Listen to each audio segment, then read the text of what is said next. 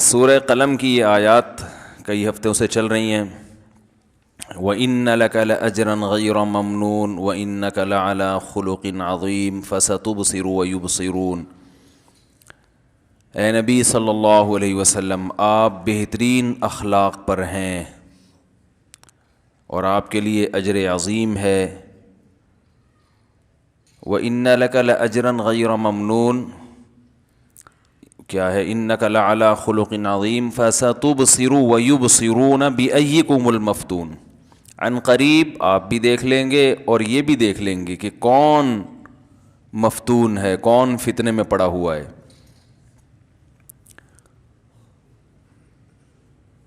بِأَيِّكُمُ الْمَفْتُونُ إِنَّ رَبَّكَ هُوَ أَعْلَمُ بِمَنْ ضَلَّ عَنْ سَبِيلِهِ وَهُوَ أَعْلَمُ بِالْمُهْتَدِينَ. تیرا رب خوب جانتا ہے کہ کون سیدھے راستے سے ہٹ گیا ہے اور کون سیدھے راستے پہ چل رہا ہے. یہ جو آیت، اس قسم کی قرآن میں جتنی بھی آیتیں ہیں جن میں اللہ یہ فرماتے ہیں کہ ہمیں پتہ ہے کون صحیح ہے کون غلط ہے، ہمیں معلوم ہے، تو اللہ ہمیں یہ کیوں بتاتے ہیں اور نبی کو کیوں بتا رہے ہیں کہ ہمیں پتہ ہے کہ کون سیدھے راستے پر ہے اور کون غلط راستے پر؟ وہ تو سب کو پتہ ہے کہ اللہ کو پتہ ہی ہے. کیا خیال ہے بھائی؟ بھائی سب کو پتہ ہے کہ اللہ کو پتہ ہی ہے کہ کون سیدھے راستے پر اور کون غلط راستے پر. یہ اصل میں تسلی ہے اور یہ بہت بڑی تسلی ہے. جب بھی آپ سیدھے راستے پہ چلیں گے، توحید کا راستہ، سنت کا راستہ، حق کا راستہ، تو آپ صحیح چل رہے ہوں گے، لوگ آپ کو غلط کہہ رہے ہوں گے. لوگ کہتے ہیں ہمیں فالو کرو، ہم جیسا کہہ رہے ہیں نا ویسا کرو. اور لوگ کس راستے کی طرف بلاتے ہیں؟ لوگ خواہشات کی طرف بلاتے ہیں. انسان کا نا دنیا میں جن لوگوں کا آخرت پر ایمان نہیں ہے، جنت جہنم پر ایمان نہیں ہے، اکثریت کا تو ایمان نہیں ہے جنت جہنم پر، تو جب ان کو جنت اور جہنم کا یقین ہی نہیں ہے تو وہ اسی دنیا کو سب کچھ سمجھتے ہیں. جب اس دنیا کو انسان سب کچھ سمجھے گا تو اس دنیا کو بھرپور طریقے سے انجوائے کرنے کی کوشش کرے گا کہ نہیں کرے گا؟ بولو نا یار، کرے گا. بہت سے تو کہتے ہیں آخرت ہے لیکن اوپر سے نا، وہ اندر سے نہیں ہے، اندر میں نہیں ہے، اوپر سے کہتے ہیں یہ مردے تو سڑ کے ختم، بدبو، لاش، گائے بھینسیں مرتی ہیں ان کا بھی وہی انجام ہوتا ہے جو انسانی لاشوں کا ہوتا ہے. تو کوئی آخرت میں نہیں ہے کچھ بھی. ہو تو ٹرائی کرنے کے لیے جمعہ پڑھ لیتے ہیں، رمضان کے روزے بھی رکھ لیتے ہیں، اگر ہوا تو شاید کام آ جائیں، لیکن کوئی مزیدار ایمان نہیں ہے. تگڑا ایمان جسے کہتے ہیں نا، جو آپ کو حضرت مولانا الیاس رحمۃ اللہ علیہ جو تھے نا تبلیغی جماعت کے بانی، وہ فرمایا کرتے تھے کہ ہماری جو 2 رکعت نماز ہے یہ ہمارے دنیا کے کام نہیں بناتی تو جنت میں حور کہاں سے دلائے گی یہ؟ ٹھیک ہے، اتنی ایسی ہم نماز پڑھتے ہیں، بالکل نہ دل لگاتے ہیں اس میں، نہ خشوع و خضوع، نہ آداب. اسے پڑھ کے ہمارا کوئی کام ہوتا ہی نہیں ہے. تو ایسے وہ وجہ اس کی ہے کہ دھیان نہیں ہے نا. آخرت پر یقین ہوتا ہے تو کیا ہوتا ہے؟ دھیان ہوتا ہے. پتہ ہوتا ہے بھائی میں نے اللہ کو جواب دینا ہے، تو ایک فارمیلٹی سی پوری ہو رہی ہے، آ رہے ہیں جا رہے ہیں. تو میں یہ کر رہا تھا کہ جب آخرت پر پورا یقین نہ ہو یا ہو تو معمولی سا ایک شبہات ہوں، تو عمل میں جو جان ہے نا وہ کیا ہو جاتی ہے؟ ختم. اور پھر انسان خواہشات کو زیادہ فالو کرتا ہے. وہ دین کو بھی اس حد تک فالو کرے گا جس حد تک خواہشات اس کو فالو کرنے دیں گی، کیونکہ دین کی ہر چیز ایسی تھوڑی ہے جس میں معاشرہ رکاوٹ ڈالے.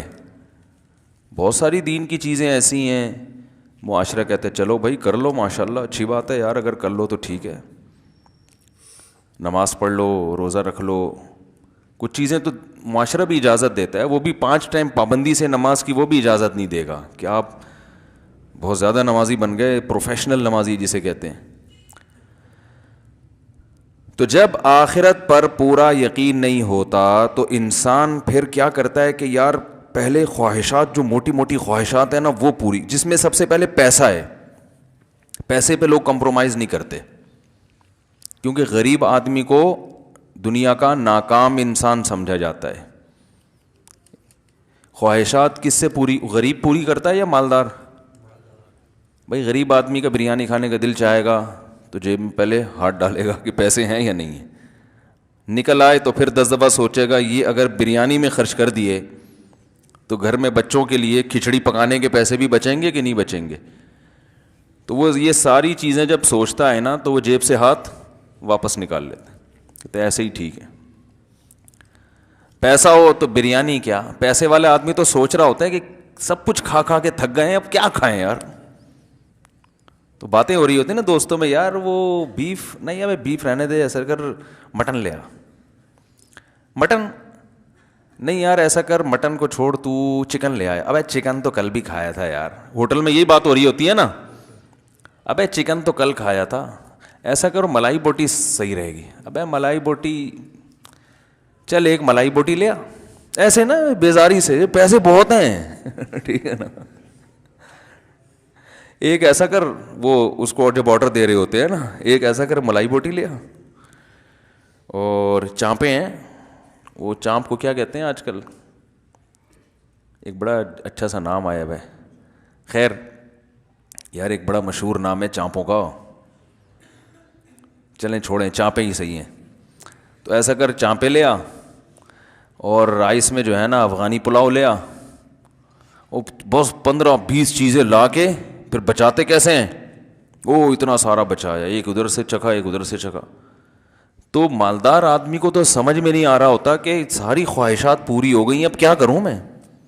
ایک ہی خواہش پوری نہیں کر رہا ہوتا, دوسری شادی والی, باقی ساری خواہشات یہ ایسی خواہش ہے جس کو لے کے قبر میں دفن ہو جاتا ہے بیچارہ. یہ مالدار بھی پوری نہیں کرتا. اس کے علاوہ جتنی خواہشات ہیں بتاؤ کوئی خواہش چھوڑتا ہے؟ تو میرا تو ہر ایک سے واسطہ پڑتا ہے نا, کمپنی کے مالکان بھی آتے ہیں کچھ مشوروں کے لیے, تو ایسے ایسے ارب پتی لوگ, کروڑ پتی لوگ آتے ہیں, میں حیران ہو جاتا ہوں یار کیا کتنا پیسہ اللہ نے. نوجوان آدمی کہتا ہے میں اسپین سے ناشتہ منگواتا ہوں. بڑے بھائی کہہ رہے وہ ہمارے یہاں جو مکھن ہے وہ اسپین سے آتا ہے, جیم وہاں کا اچھا ہوتا ہے, جاپان کا. ملکوں کے نام میں بھول رہا ہوں, اب میں نے کوئی یاد تھوڑی کر کے رکھے ہوئے تھے کون سے ملک کا جیم, ہم نے تو یہیں سے خریدنا ہے بھائی, ادھر سے. جس ملک کا بھی جیم اچھا ہو ہم نے کہاں سے خریدنا ہے.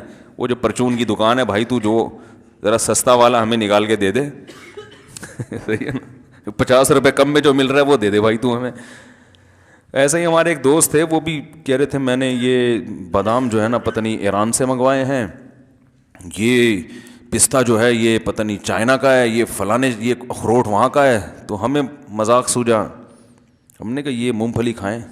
کہہ رہے ہیں کہاں کی, میں نے کہا فلسطین سے منگوائی ہے میں نے ٹھیک ہے, پھینک رہے ہو تو بھائی ہم نے بھی تھوڑی سی پھینک دی, کیا ہے.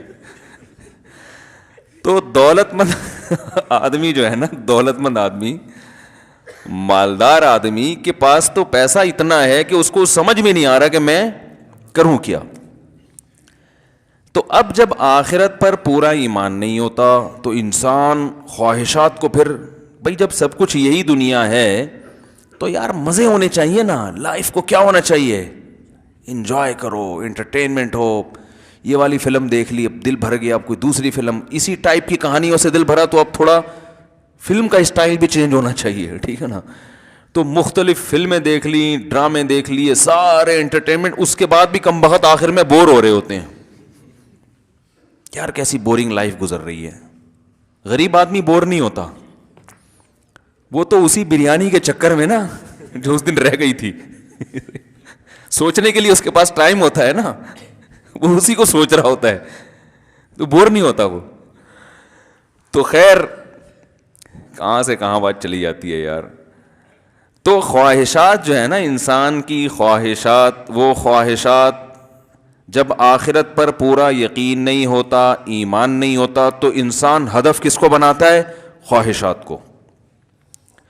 اب ہر وہ چیز جو اس کی لائف میں انٹرٹینمنٹ کو ختم کرنے کا یا کم کرنے کا ذریعہ بن رہی ہو، وہ اسے قبول نہیں کرتا، چاہے وہ اصطلاحی اعتبار سے یعنی نام کا مسلمان ہی کیوں نہ ہو، غیر مسلم تو دور کی بات ہے، مسلمان ہی کیوں نہ، وہ بھی نہیں کرتا۔ آج کل تو اکثر مسلمان شریعت کو فالو، پوری شریعت کو فالو نہیں کرتے، اتنی کرتے ہیں جتنی کلچر اجازت دیتا ہے۔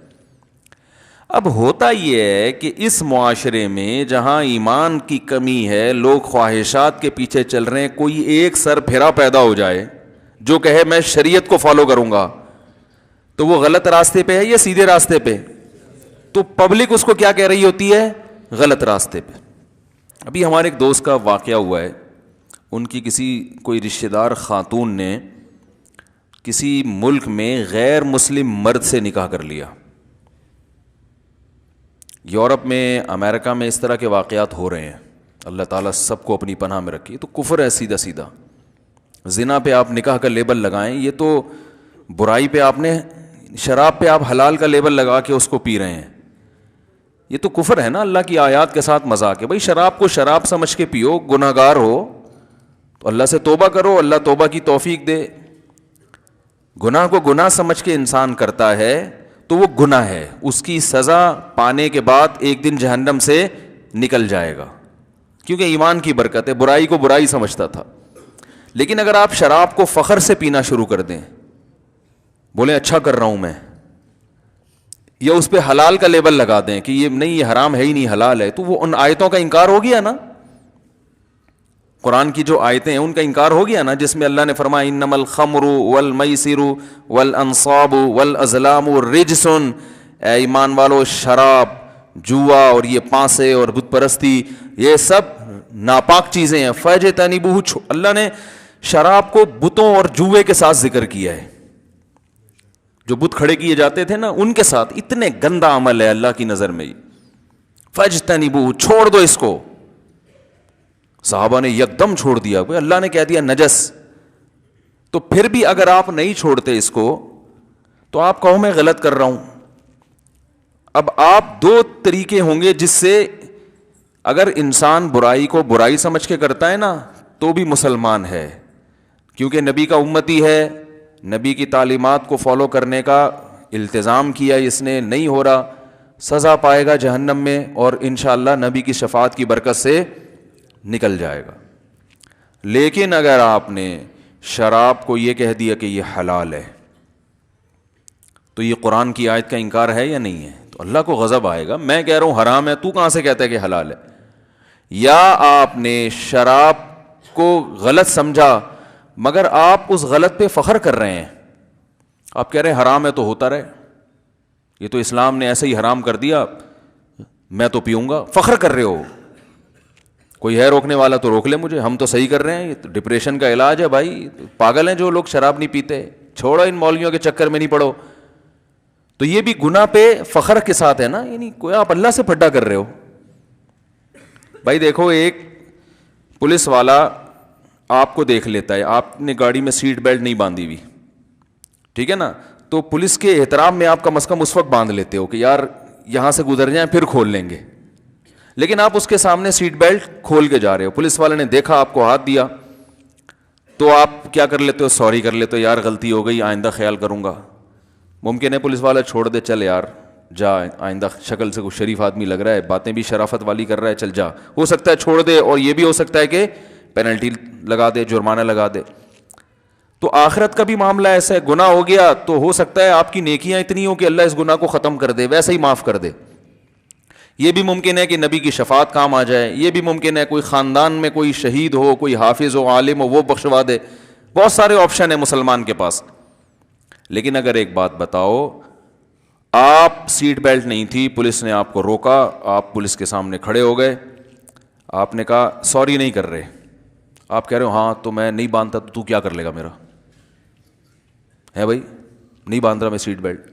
وہ آپ کو لاء کی کتاب دکھاتا ہے کہ دیکھو لاء میں یہ لکھا ہوا ہے کہ سیٹ بیلٹ باندھنا ضروری، حکومت پاکستان کا قانون ہے، آپ کہتے ہو میں اس قانون کو نہیں مانتا، پولیس والا چھوڑے گا آپ کو؟ ایک صورت میں چھوڑے گا کہ آپ اس سے بھی بڑے کوئی پولیس والے ہو. کیا خیال ہے؟ اس سے بڑے آفیسر ہو تو چھوڑ دے گا, سر آپ جائیں, آپ کا ملک جانے, ہم تو چھوٹے لوگ, آپ کا کیا. لیکن اگر آپ چھوٹے ہو تو یہ بدماشی برداشت کرے گا؟ کبھی برداشت. یہ تو بغاوت میں آ رہی ہے نا یہ بات. کہے گا نہیں بھائی نہیں چھوڑوں گا میں. تو جب اللہ تعالیٰ نے کہہ دیا کہ یہ چیز حرام ہے, آپ گناہ سمجھ کے کر رہے ہو, پھر بخشش کا آپشن کسی درجے میں ہے, نہیں تو سزا مل کے تو بخشے ہی جاؤ گے سزا پانے کے بعد. وہ سزا بھی تھوڑی نہیں ہے, اللہ سب کو بچائے.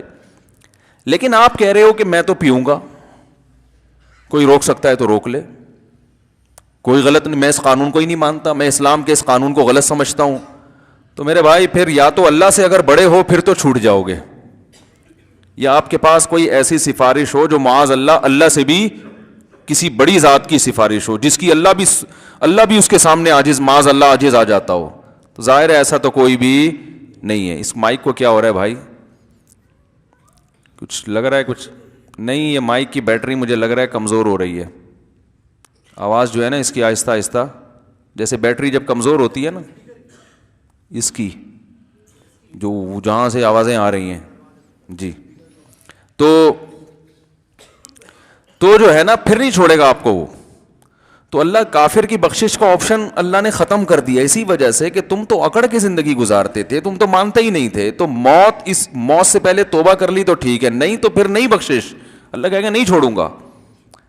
تو یاد رکھو آج ایک بڑی مصیبت یہ ہو گئی ہے یورپ میں, یو ایس اے وغیرہ میں ایسے کچھ واقعات سامنے آ رہے ہیں کہ مسلمان لڑکی غیر مسلم مرد سے نکاح کر رہی ہے, حالانکہ قرآن کے صاف الفاظ ہیں وَلَا تُنْكِحُ الْمُشْرِكَاتِ وَلَا تُنْكِحُ الْمُشْرِكِينَ حَتَّى يُؤْمِنَّا. مشرک مرد سے عورت نکاح, مسلمان عورت نکاح نہیں کر سکتی جب تک کہ وہ ایمان قبول نہیں کر لیتا, اسلام قبول نہیں کر لیتا. مرد کو اجازت ہے کہ عیسائی یا یہودی عورت سے نکاح کر سکتا ہے چند شرطوں کے ساتھ. وہ شرطیں میں اکثر بیانات میں علماء سے آپ سنتے رہتے ہیں, ہم بھی بتا چکے ہیں.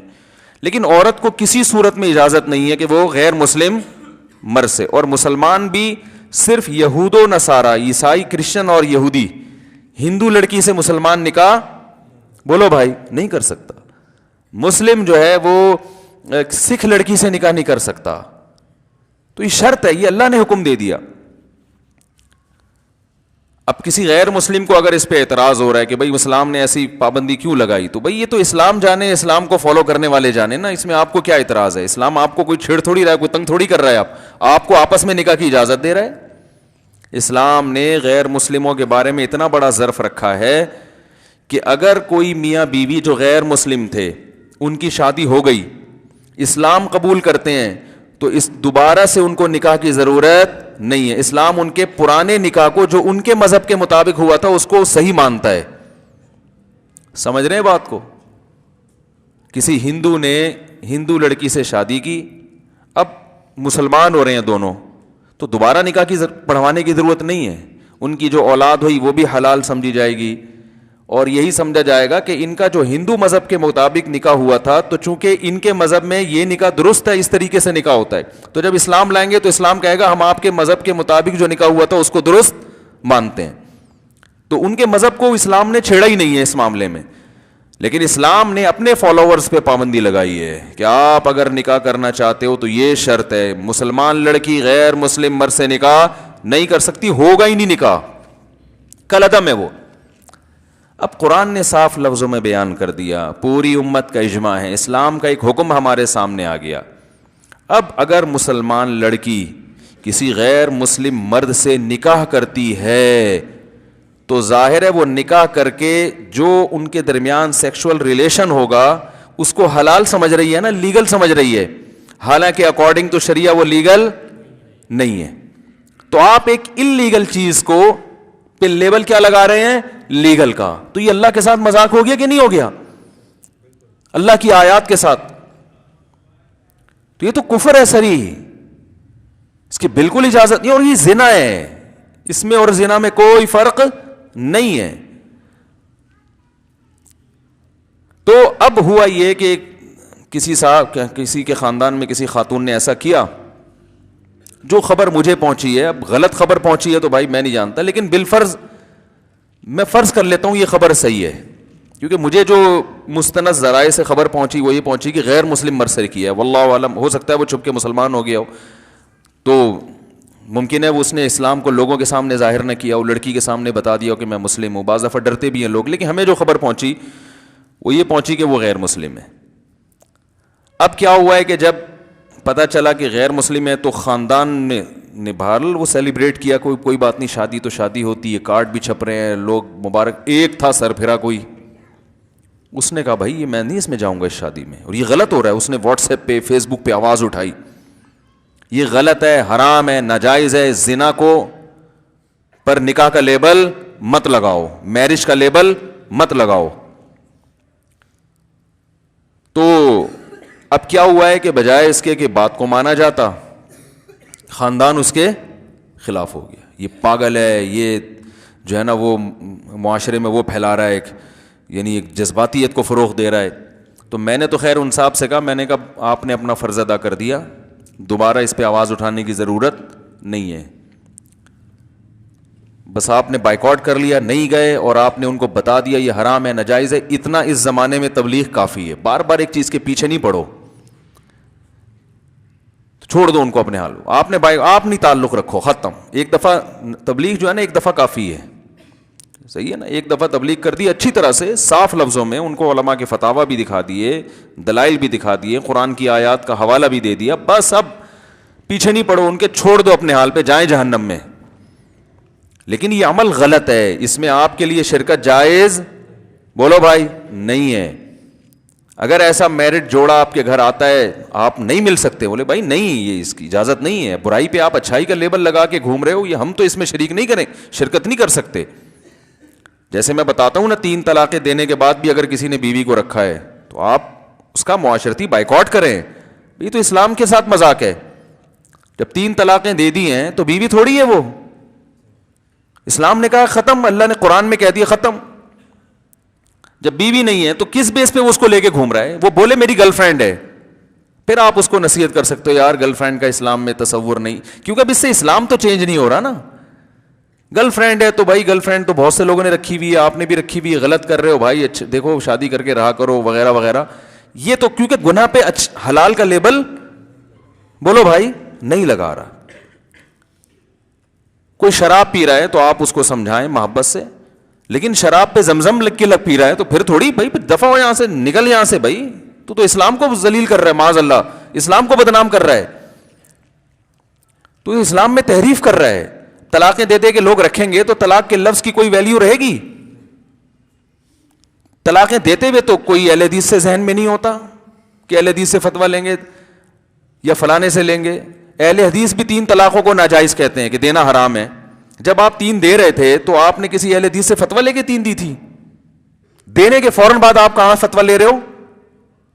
ہے بھائی اہل حدیث، یہ تو دین کے ساتھ مذاق ہے کہ نہیں ہے؟ تو یہ بائیکاٹ کرنا اللہ کے لیے محبت اور دشمنی بھی کس کے لیے؟ دیکھو احادیث میں جو ایمان کی علامات آئی ہیں اس میں الحب فی اللہ کے ساتھ البغض فی اللہ بھی ہے۔ اللہ کے لیے محبت ہو تو اللہ کے لیے نفرت بھی بعض دفعہ کرنی پڑتی ہے، بائیکاٹ بھی کرنا پڑتا ہے اللہ کے لیے۔ ایک صحابی تھے کعب ابن مالک رضی اللہ تعالیٰ عنہ، ہلال ابن امیہ، اور ایک اور صحابی تھے، یہ تینوں غزوہ تبوک میں پیچھے رہ گئے تھے، صحابہ نے جنگ کے لیے جانا تھا، یہ نہیں جا سکے۔ بھائی کیا ہو گیا؟ صحیح ہوا مائک؟ رفیع بھائی کو بلاؤ یار، ایک بندہ یہاں مستقل بٹھا دیں، تنخواہ میں دوں گا اس کو ایلفی سے چپکا دیں یہاں پہ، تو انشاءاللہ تنخواہ میں دوں گا، تو دعویٰ ہے نا، تو انشاءاللہ بھی تو کہہ دو۔ تو اب کیا ہے کہ بھائی کیا بات چل رہی تھی یار، دیکھو یہ ہوتا ہے ان چیزوں کی وجہ سے۔ تبوک میں وہ صحابی رہ گئے پیچھے، تو آپ صلی اللہ علیہ وسلم غضبناک ہوئے کہ اتنی سخت لڑائی تھی، آپ لوگوں کو تو جانا چاہیے تھا، آپ کے پاس تو مال بھی تھا، صحت بھی، جوانی بھی، تو آپ صلی اللہ علیہ وسلم نے صحابہ کو حکم دیا ان سے بات چیت چھوڑ دو۔ 40 دن تک صحابہ کرام نے ان سے بات چیت نہیں کی۔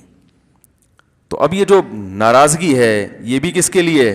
اللہ کے لیے. پھر ان کی توبہ قبول ہوئی, وہ پہلے سے بھی زیادہ اللہ کے مقرب بن گئے. تو کبھی کبھار اللہ کے لیے تعلق ختم بھی کرنا پڑتا ہے. ہاں جذباتیت میں نہ آئے, مار دھاڑ یہ چیزیں ٹھیک نہیں ہیں. ایک دفعہ بات بتا دی, کلیئر کر دی, پیچھے نہ پڑیں, اس سے فساد پھیلتا ہے معاشرے میں. ڈنڈے کے زور سے لوگوں کو تھوڑی ٹھیک کر سکتے ہیں آپ. جی غلط ہے تو آپ ڈنڈا لے کے چڑھ جائیں گے, وہ آپ کو اریسٹ کروا دیں گے. وہ صاحب کہنے لگے میں یہ نہیں شادی یوں کر دوں گا. میں نے کہا بھائی جان کچھ بھی نہیں ہوگا, وہ ایف آئی آر کٹوائیں گے آپ تھانے میں جیل کی سلاخوں کے پیچھے, اس کے بعد پھر آپ انہیں سے ایکسکیوز کر رہے ہوگے. ٹھیک ہے نا. تو ایسا کام کرو ہی نہیں جس کی ہمت نہ ہو. سمجھا دیا, تمیز سے بتا دیا, بائیکاٹ کر دیا. زندگی بائیکاٹ کرنے پہ کوئی بائیکاٹ کرنا خلاف قانون نہیں ہے. اگر آپ کسی کی شادی میں نہ جائیں تو کوئی پولیس تھوڑی لے کے جائے گی, کوئی کیس بنے گا. کوئی امریکہ میں یا جاپان میں کوئی ایسا کیس ہو, آپ فلاں کی شادی میں نہیں گئے تھے, آپ پر دفعہ 144 کے تحت جو ہے نا وہ فلاں شق عائد ہوتی ہے اس کی, اور آپ اندر جاؤ گے. ہاں پھڈے بازی میں کیس بھی بنتا ہے, اور وہ پھڈے بازی ہم اس کو جائز بھی نہیں کہتے. لڑائی جھڑائی نہ کرو بھائی, تمیز سے زندگی گزارو. پہلے دنیا میں بڑی ٹینشنیں ہیں, ساری چیزیں آپ ٹھیک نہیں کر سکتے. آپ کو جتنا اللہ نے آپ کو مکلف بنایا ہے تو آپ بس اسی کو فالو کر سکتے ہو. سمجھ رہے ہیں؟ تو اب میں یہ عرض کر رہا ہوں کہ وہ کیوں, وجہ اس کی یہ تھی کہ سب لوگ معاشرے کا ساتھ کیوں دے رہے ہیں کہ بھئی کلچر میں ایک چیز کو ایکسیپٹ کر لیا گیا, یا معاشرے سے ہٹنا, پھڈے بازی, لوگ کیا, تو وہ اللہ کو نہیں دیکھ رہے. تو یہ مسئلہ ہوتا ہے کہ جب انسان خواہشات کے پیچھے چلتا ہے تو وہی چلے گا جس کا آخرت پر ایمان نہیں ہوگا. میں تبھی لوگوں سے کہتا ہوں جو ضرورت سے زیادہ لبرل ہیں کہ بھائی تمہیں شریعت کے تکلف کی ضرورت کیا ہے؟ ٹھیک ہے نا. گورے کو مکمل کیوں فالو نہیں کر لیتے؟ بھائی دیکھو اسلام یا تو پورا ٹھیک ہے یا پورا غلط ہے. یہ نہیں ہو سکتا کہ آدھا اسلام ٹھیک ہو آدھا غلط ہو. یہ کھوپڑی میں یہ بات آتی نہیں ہے. بھائی دیکھو اللہ اسلام کی نسبت کس کی طرف ہے؟ اللہ کی طرف. اگر معاذ اللہ نقل کفر نہ باشد, اگر نبی صلی اللہ علیہ وسلم محمد صلی اللہ علیہ وسلم نے اپنی طرف سے گھڑ کے اسلام کی نسبت اللہ کی طرف کر دی ہے اپنی طرف سے, تو پھر پورا اسلام غلط ہو گیا کہ نہیں ہو گیا؟ یہ تو پورا ایک معاذ اللہ ایک شخص کا بنایا ہوا گڑا ہوا اسلام ہے. پھر تو اس کی پھر تو نماز پڑھنے کی ضرورت کیا ہے بھائی؟ فجر کیوں پڑھتے ہیں؟ جمعہ کیوں پڑھتے ہیں؟ عید کیوں پڑھتے ہیں؟ عید کا دن کس نے بتایا کہ اللہ کے ہاں خوشی کا دن ہے؟ نبی صلی اللہ علیہ وسلم نے نا. اور کس کی طرف نسبت کی ہے؟ اللہ کی طرف. کہ ابدلہم اللہ مکانہما عیدین او کما قال صلی اللہ علیہ وسلم, کہ آپ نے فرمایا زمانے جاہلیت میں 2 عیدیں تھی, اللہ نے ان کے بدلے میں ہمیں دوسری 2 عیدیں دے دی ہیں. حدیث کے الفاظ اس طرح کے ہیں. تو وہ تو اللہ نے دی ہے نا, تو پھر عید کے دن بھی نماز پڑھنے کی چندہ ضرورت نہیں ہے, کیونکہ وہ تو اللہ نے بولا نا نماز پڑھو. بھائی غیر مسلم جیسے عید کو سیلیبریٹ کرتے ہیں تو اس طرح سے کرو نا, پھر مناؤ شراب مراب اور ناچ گانے, اور جو ہے یہ کیا ضرورت ہے تکلف کی؟ صبح نہا دھو کے نماز پڑھنے آ رہے ہیں, ٹھیک ہے نا, ایک خطبہ سن رہے ہیں امام صاحب کا بیٹھے ہوئے, تو کیا اس تک یہ تو انٹرٹینمنٹ میں رکاوٹ بن رہی ہے یہ چیز. بھائی ایک روزہ بھی رکھنے کی ضرورت نہیں ہے. اور اللہ بھلا کرے آپ کا, یہ نکاح کے ٹینشن کی تو بالکل بھی ضرورت نہیں ہے, ٹینشن ہی ٹینشن ہے. اور والدین کے گھر میں ٹینشن کی ضرورت, اولڈ ہوم بناؤ, اس کو پروموٹ کرو, اس پہ دھرنے دو. بھائی بوڑھوں کے لیے اولڈ ہاؤس بننے چاہیے. بوڑھے ہماری انٹرٹینمنٹ میں کیا ہیں؟ رکاوٹ ہے. جب امریکہ, یورپ, جاپان میں اولڈ ہاؤس بنے ہوئے ہیں, جو اتنے ترقی یافتہ کنٹریز ہیں, اتنے بڑے بڑے دانشوروں نے بوڑھے والدین کے لیے ایک جگہ بنائی ہوئی ہے, تو ہم پرانے زمانے کی کلچر کو لے کے کیوں چل رہے ہیں؟ ابا کھانستے ہیں اس سے جراثیم پھیلتے ہیں بھائی, تو ان کو کہاں ہونا چاہیے؟ اولڈ ہاؤس میں ہونا چاہیے. تو پھر میں کہتا ہوں بھائی اگر اسلام غلط ہے تو نماز بھی غلط ہے, پھر روزہ بھی غلط ہے. حج پہ 5-5 6 لاکھ روپے خرچ کرنا, اب تو 8-10 لاکھ کا ہو گیا ہے. کیا ضرورت ہے یار 8 لاکھ کا؟ آپ پلاٹ لے لو, کوئی کچی آبادی میں مل جاتا, ابھی بھی مل رہا ہے. پلاٹ لے لو, ہو سکتا ہے اگلے سال 15 لاکھ کا ہو جائے. یا ویسے کھاؤ. حج کرنے سے کیا ملتا ہے؟ کچھ بھی نہیں ملتا, کوئی نہ, بس ایک حاجی کا تھوڑا بہت لقب لگ جاتا ہے, وہ بھی 4-5 دن کے بعد لوگ حرکتیں دیکھ کے وہ کہنا بھی چھوڑ دیتے ہیں. ٹھیک ہے نا, 2-4 دن تو حاجی صاحب کہہ رہے تھے حرکتیں تو چھوڑو یار, اس پہ حاجی سوٹ نہیں کرتا. تو پہلے زمانے میں حاجیوں کی بڑی عزت ہوتی تھی. اب حاجیوں کے معاذ اللہ سب کی بات نہیں, بہت سے حاجیوں کے کرتوتوں کی وجہ سے حاجی کا لفظ بھی کیا ہو گیا. کسی کو کہہ رہا ہوں نا حاجی صاحب, تو لوگ سمجھ جاتے ہیں پتہ نہیں کوئی خدا نخواستہ کوئی چور وور تو نہیں ہے, کوئی ایسا لفظ بدنام کر دیا ہے. کہا بولو نا حاجی صاحب آ رہے ہیں, اللہ اللہ خیر کرے, حاجی صاحب ہے بھائی, یہ کوئی یہ تو بٹوا نکالے گا جیب سے, یہ ڈر لگ رہا ہوتا ہے. تو اب مسئلہ کیا ہے کہ جو جتنا دین کو ہم فالو کر رہے ہیں نا, شاید اس کی وجہ یہ کہ خواہشات اس کی اجازت ہمیں دے رہی ہیں, کلچر اس کی اجازت ہمیں دے رہا ہے. تو اللہ قرآن مجید میں فرماتے ہیں یہودیوں کی خصلت, کلما جاءہم رسول بما لا تہوی انفسہم فریقا کذبوا وفریقا یقتلون. فرمایا یہود تو اہل کتاب تھے نا, حضرت موسیٰ کو مانتے تھے. اللہ نے یہودیوں کی برائی کیوں کی ہے, دوسرے غیر مسلموں کی برائی نہیں کی ہے, کیونکہ ان میں وہ تو پیغمبروں کو مانتے ہی نہیں تھے. یہود نے تو حضرت موسیٰ کو بنفس نفیس دیکھا, موسیٰ علیہ السلام کی تعلیمات ان کے پاس آئیں, تورات محفوظ ہو کے ان کے پاس آئی, اور ان کے باپ دادا نے ان کو بتایا کہ کیسے اللہ نے فرعون سے ہمیں نجات عطا فرمائی. سارے معجزے وہ تو بہت اچھی طرح ان کو تو یقین تھا, لیکن اللہ فرماتا, اور ان کو یہ بھی پتا تھا پیغمبر مزید آتے رہیں گے معجزوں کے ساتھ. اللہ فرماتے ہیں جب بھی کوئی نیا پیغمبر آیا نا, اس بیس پہ انکار نہیں کیا کہ پیغمبر کی صداقت میں شبہ تھا, نہ نہ نہ, یا پیغمبر نے دلائل سے ثابت نہیں کیا کہ میں پیغمبر ہوں, نہ نہ نہ. اللہ فرماتے ہیں لا تہوی انفسہم, پیغمبر جب بھی آتے تو کچھ ایسے احکام لے کر آتے جو ان کی خواہشات کے خلاف ہوتے تھے.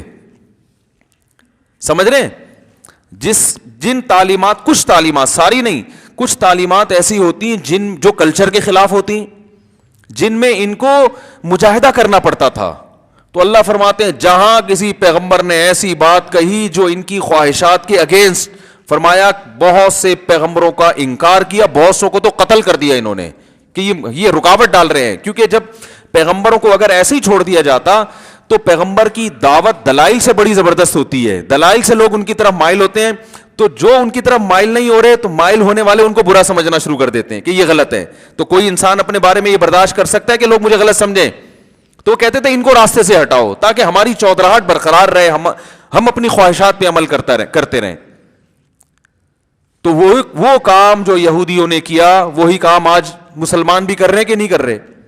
اب نیا پیغمبر نہیں آئے گا, لیکن رسول اللہ صلی اللہ علیہ وسلم کی کچھ تعلیمات ہمیں پہنچی جو ہمیں لگتی ہیں بڑی زبردست ہیں. ان تعلیمات میں ماشاءاللہ ہمیں نبی صلی اللہ علیہ وسلم نے یہ بھی بتایا کہ جی کھانا کھانا چاہیے. کیا خیال ہے, بھوکا رہنا صحت کو خراب کرنا اچھا نہیں. ہمیں بڑی زبردست باتیں لگی یار, زبردست. دعوت قبول کرنی چاہیے, تو ہمیں یہ حکم بہت اچھا لگا. جو بھی دعوت کرتا ہے چاہے رات 3:45 بجے کر رہا ہو, ہم الحمدللہ جاتے ہیں. پیٹ پہلے سے بھرا ہوا بھی ہو تو مسلمان کا دل چونکہ نہیں دکھانا ہے, دوبارہ سے اسی اسپیڈ سے کھا کے واپس آتے ہیں. نبی نے حکم دیا بھائی دعوت, ولیمے کی دعوت کو حکم دیا مت ٹھکراؤ. تو ولیمے کی دعوت کے لیے آپ کو 9 بجے کارڈ پہ لکھا تھا, 1:45 بجے اس نے کھانا کھلایا. احتیاطاً آپ نے عشاء کے بعد گھر میں کھانا کھا لیا تھا کہ بھوک سے مر نہ جاؤں کہیں میں, حالانکہ پتہ ہے بھوک سے کوئی مرنے والا ہمیں نظر, سب کھا کے مر رہے ہیں. لیکن اپنے بارے میں یہ خطرہ تھا کہ اگر میں نے عشاء کے بعد احتیاطاً نہیں کھایا تو 11:45 تک میں بھوک سے مر جاؤں گا. تو پھر ہم مسلمان کا دل رکھنے کے لیے دوبارہ سے دعوت قبول کی, 11:15 بجے جا کے وہاں طبیعت سے پھوڑا. اور پھر اس کے بعد ہم نے غلط حدیث سنی ہوئی ہے کہ کھانے کے بعد میٹھا کھانا سنت ہے. ویسے فرائض و واجبات بھی پورے نہیں ہو رہے, لیکن یہاں سنتوں کو بھی الحمدللہ طبیعت سے فوکس کیا جا رہا ہے. تو میٹھے کی جتنی قسمیں تھیں وہ ساری کھائی ہیں, کیونکہ میٹھا کھانا ہمارے خیال میں کیا ہے, ہوتا ہے کہ نہیں ہوتا, بھائی یہ تو کھاؤ نا, یہ تو سنت ہے. حالانکہ کوئی سنت نہیں ہے کھانے کے بعد میٹھا کھانا, کھانا ہی سنت نہیں ہے بھائی, نبی تو فاقے سے رہتے تھے. تو یہ والی سنت بھی الحمدللہ مسلمان کے پاس جب حدیث پہنچی, اس نے کہا اسلام بہت شاندار مذہب ہے, کسی کا دل دکھانے کی اجازت نہیں دیتا, اور طبیعت سے پھوڑنے کے بعد میٹھا کھانے کا حکم بھی دیتا ہے. صرف یہ نہیں کہ اجازت ہے, باقاعدہ کیا ہے. تو میں نے دیکھا ہے لوگوں کو, میں کسی کا نام تو نہیں لینا نا, تو غیبت نہیں ہے. تو یہ والا بھی میٹھے کی بھی اب تو 3-4 قسمیں آ گئی ہیں. آئس کریم الگ ہوتی ہے, کسٹرڈ الگ ہوتا ہے, کھیر الگ ہوتی ہے. وہ تینوں طبیعت سے پھوڑنے کے بعد پھر آخر میں کولڈ ڈرنک طے بٹھانے کے لیے صحیح ہے. تو یہ والی بھی سنت ہے. اسی طرح ایک سنت ہے عقیقہ, یقیناً سنت ہے. یہ تو سنت نہیں ہے جو پھوڑنے پھاڑنا ہے نا, یہ جو کر رہے ہیں یہ تو سنت کے نام پہ مذاق ہے. عقیقہ بہرحال سنت ہے, اس کو بھی طبیعت سے فوکس کیا ہوا ہے کیونکہ اس میں بھی کیا ہے, کھانا پینا. تو وہ بکرے وکرے کٹتے ہیں, کھاتے ہیں پیتے ہیں. یہ والی سنت بھی الحمدللہ مسلمان فالو کر رہے ہیں. تو اور بہت ساری سنتیں ہیں, کچھ تو اپنی طرف سے بنائی ہوئی ہیں. اچھا, اپنی طرف سے کوئی مشکل چیز نہیں بنا رہے. جن چیزوں کا انٹرٹینمنٹ سے تعلق ہے نا وہ بنائے جا رہے. کھانے پینے والی سنتیں, 11ویں کا کھانا, تو تیجے کا کھانا, تو 40ویں کا کھانا. چلو پیر جمعرات کا روزہ سنت ہے, ایک روزہ آپ منگل کا بھی بدعت کے طور پہ کہ یار منگل کا بھی سنت ہے. ایسا کوئی بدعت بھی مارکیٹ میں نہیں آ رہی ایسی. 5 نمازیں فرض ہیں تو ہم 6ٹھی بھی فرض کر لیں گے, یہ بدعت ہو جاتی نا, وہ نہیں ہو رہا. یعنی بدعت بھی وہ ثواب جو ان کا تعلق انٹرٹینمنٹ سے ہے. کھانا, کنڈے بھی کھانا ہے, 11ویں بھی کیا ہے, کھانا ہے. کھانے اور صدقے کے نام پہ بکرے, تو پتہ نہیں کیا کیا ہو رہا ہے بھائی. فلانے کا نکال کے وہ کھا لیا, خود بھی کھا رہے ہیں. یعنی بچے کا صدقہ نکالا, کھا گئے, کچھ ابا کو کھلا دیا, کچھ ان کو کھلا دیا. تو اب ہم زندگی جب گزارتے ہیں بہت ساری سنتیں آتی ہیں. عید کے دن میٹھا پکانا سنت ہے, میٹھا کھانا, تو وہ طبیعت سے میٹھا ماشاء اللہ پھوڑا جاتا ہے. نبی تو عید کے دن 2 کھجوریں کھا لی صبح کہ بھئی چلو آج کھانا کھا لیں. وہ میں پابندی نہیں لگا رہا, پھوڑیں طبیعت سے, پھوڑیں آپ 4 دفعہ پھوڑیں بھائی, آپ نہیں اس کو ہضم کرنا ہے, فوڈ تو آپ نہیں کرنا ہے. لیکن جہاں پھوڑنے پھاڑنے کی بات آتی ہے, صحیح ہے نا, وہ بہت بہترین سنت. وہ اکثر میں ایک واقعہ بیان کرتا ہوں, وہ کئی لوگوں نے سن چکا ہے لیکن اب دوبارہ سن لے تو کوئی حرج نہیں ہے اس میں. لوگ پھر بور ہوتے ہیں کہ یار ایک لطیفہ آپ 25 دفعہ سنا چکے ہو یار, تو کوئی پیسے تھوڑی لگ رہے ہیں, ٹیکس تھوڑی لگ رہا ہے. وہ ایک آدمی سے کسی نے پوچھا تو قرآن میں بہت سارے احکام ہیں, تمہیں کون سا حکم سب سے زبردست لگتا ہے؟ اس نے کہا قربان جاؤں, قرآن کے آرڈر تو بہت ہیں, نماز پڑھو, جہاد کرو, زکوٰۃ دو, یہ کرو, وہ کرو, ماں باپ کے سامنے اف نہ کرو. لیکن ایک حکم ہے جس کو میں نے طبیعت سے فوکس کیا ہوا ہے کہ سارے حکم کو توڑ دینا تو صحیح نہیں, ایک حکم تو پکڑو نا کم از کم. نے کہا کون سا والا؟ کہنے کلو وشربو, کھاؤ اور پیو, قرآن میں آتا ہے. اچھا, قرآن میں اتنی دعائیں ہیں, اللہ جہاد میں ہمیں ثابت قدم رکھنا, صحیح ہے نا, اے اللہ ہمیں جو ہے وہ ہماری اولادوں کو آنکھوں کی ٹھنڈک بنا, یا ان کو نیک صالح بنا. اس طرح کی بہت ساری دعائیں ہیں. تو آپ کو کون سی دعا پسند ہے؟ اس نے کہا بہت پیاری دعائیں ہیں, قربان جاؤں قرآن کی دعاؤں پر ایک دعا بڑی ٹائٹ ہے, ربنا انزل علینا مائدۃ من السماء, اے اللہ آسمان سے ہمارے لیے دسترخوان اتار دے. تو ہمارا بھی یہی حال چل رہا ہے بھائی. تو رسول اللہ صلی اللہ علیہ وسلم جب بہت سارے احکام لے کر آئے, تو آپ صلی اللہ علیہ وسلم کا کوئی حکم جب ہمیں ہماری چاہت کے خلاف لگتا ہے تو وہ پھر معاملہ کیا ہو جاتا ہے؟ خراب. اور یاد رکھو چاہتوں کی 2 قسمیں ہیں. ایک قسم تو وہ آپ کی نفسانی خواہش, جیسے بد نظری ہے, انسان کا دل نظر جھکانے کا چاہتا ہے, اٹھانے کا زیادہ چاہتا ہے. جب کسی حسین عورت کو دیکھتا ہے تو دل چاہتا ہے دیکھو, اسلام کیا کہتا ہے؟ نظر جھکاؤ. رمضان میں اسلام کہتا ہے روزہ رکھو, دل چاہتا ہے کھانا کھا لو. یہ وہ چیزیں جس میں کلچر آپ کی راہ میں رکاوٹ نہیں بن رہا, بلکہ یہ آپ کی اپنی اندر کی جو ڈیزائرز ہیں, اپنے اندر کی خواہشات ہیں, وہ رکاوٹ بن رہی ہیں. تو ان گناہوں کو چھوڑنا آسان ہے, سمجھ رہے ہیں. لیکن بعض دفعہ کلچر آ جاتا ہے, آپ کی روایات, آپ کی پرمپرا, آپ کی جو کلچر ہے, آپ کا خاندانی روایات, وہاں شریعت کچھ اور کہہ رہی ہے, خاندانی روایات کچھ اور. یہ بڑا مسئلہ یہاں کہ کیا ہو جاتا ہے, او بھائی ہماری تو خاندانی روایات ہیں, ہم کیسے چھوڑ دیں. ایک صاحب کو کیا ہوا, ان کی بچی کی شادی ہو رہی تھی, تو وہ بھر بھر کے جہیز دے بھی رہے تھے اور داماد طبیعت سے گھسیٹ بھی رہے تھے.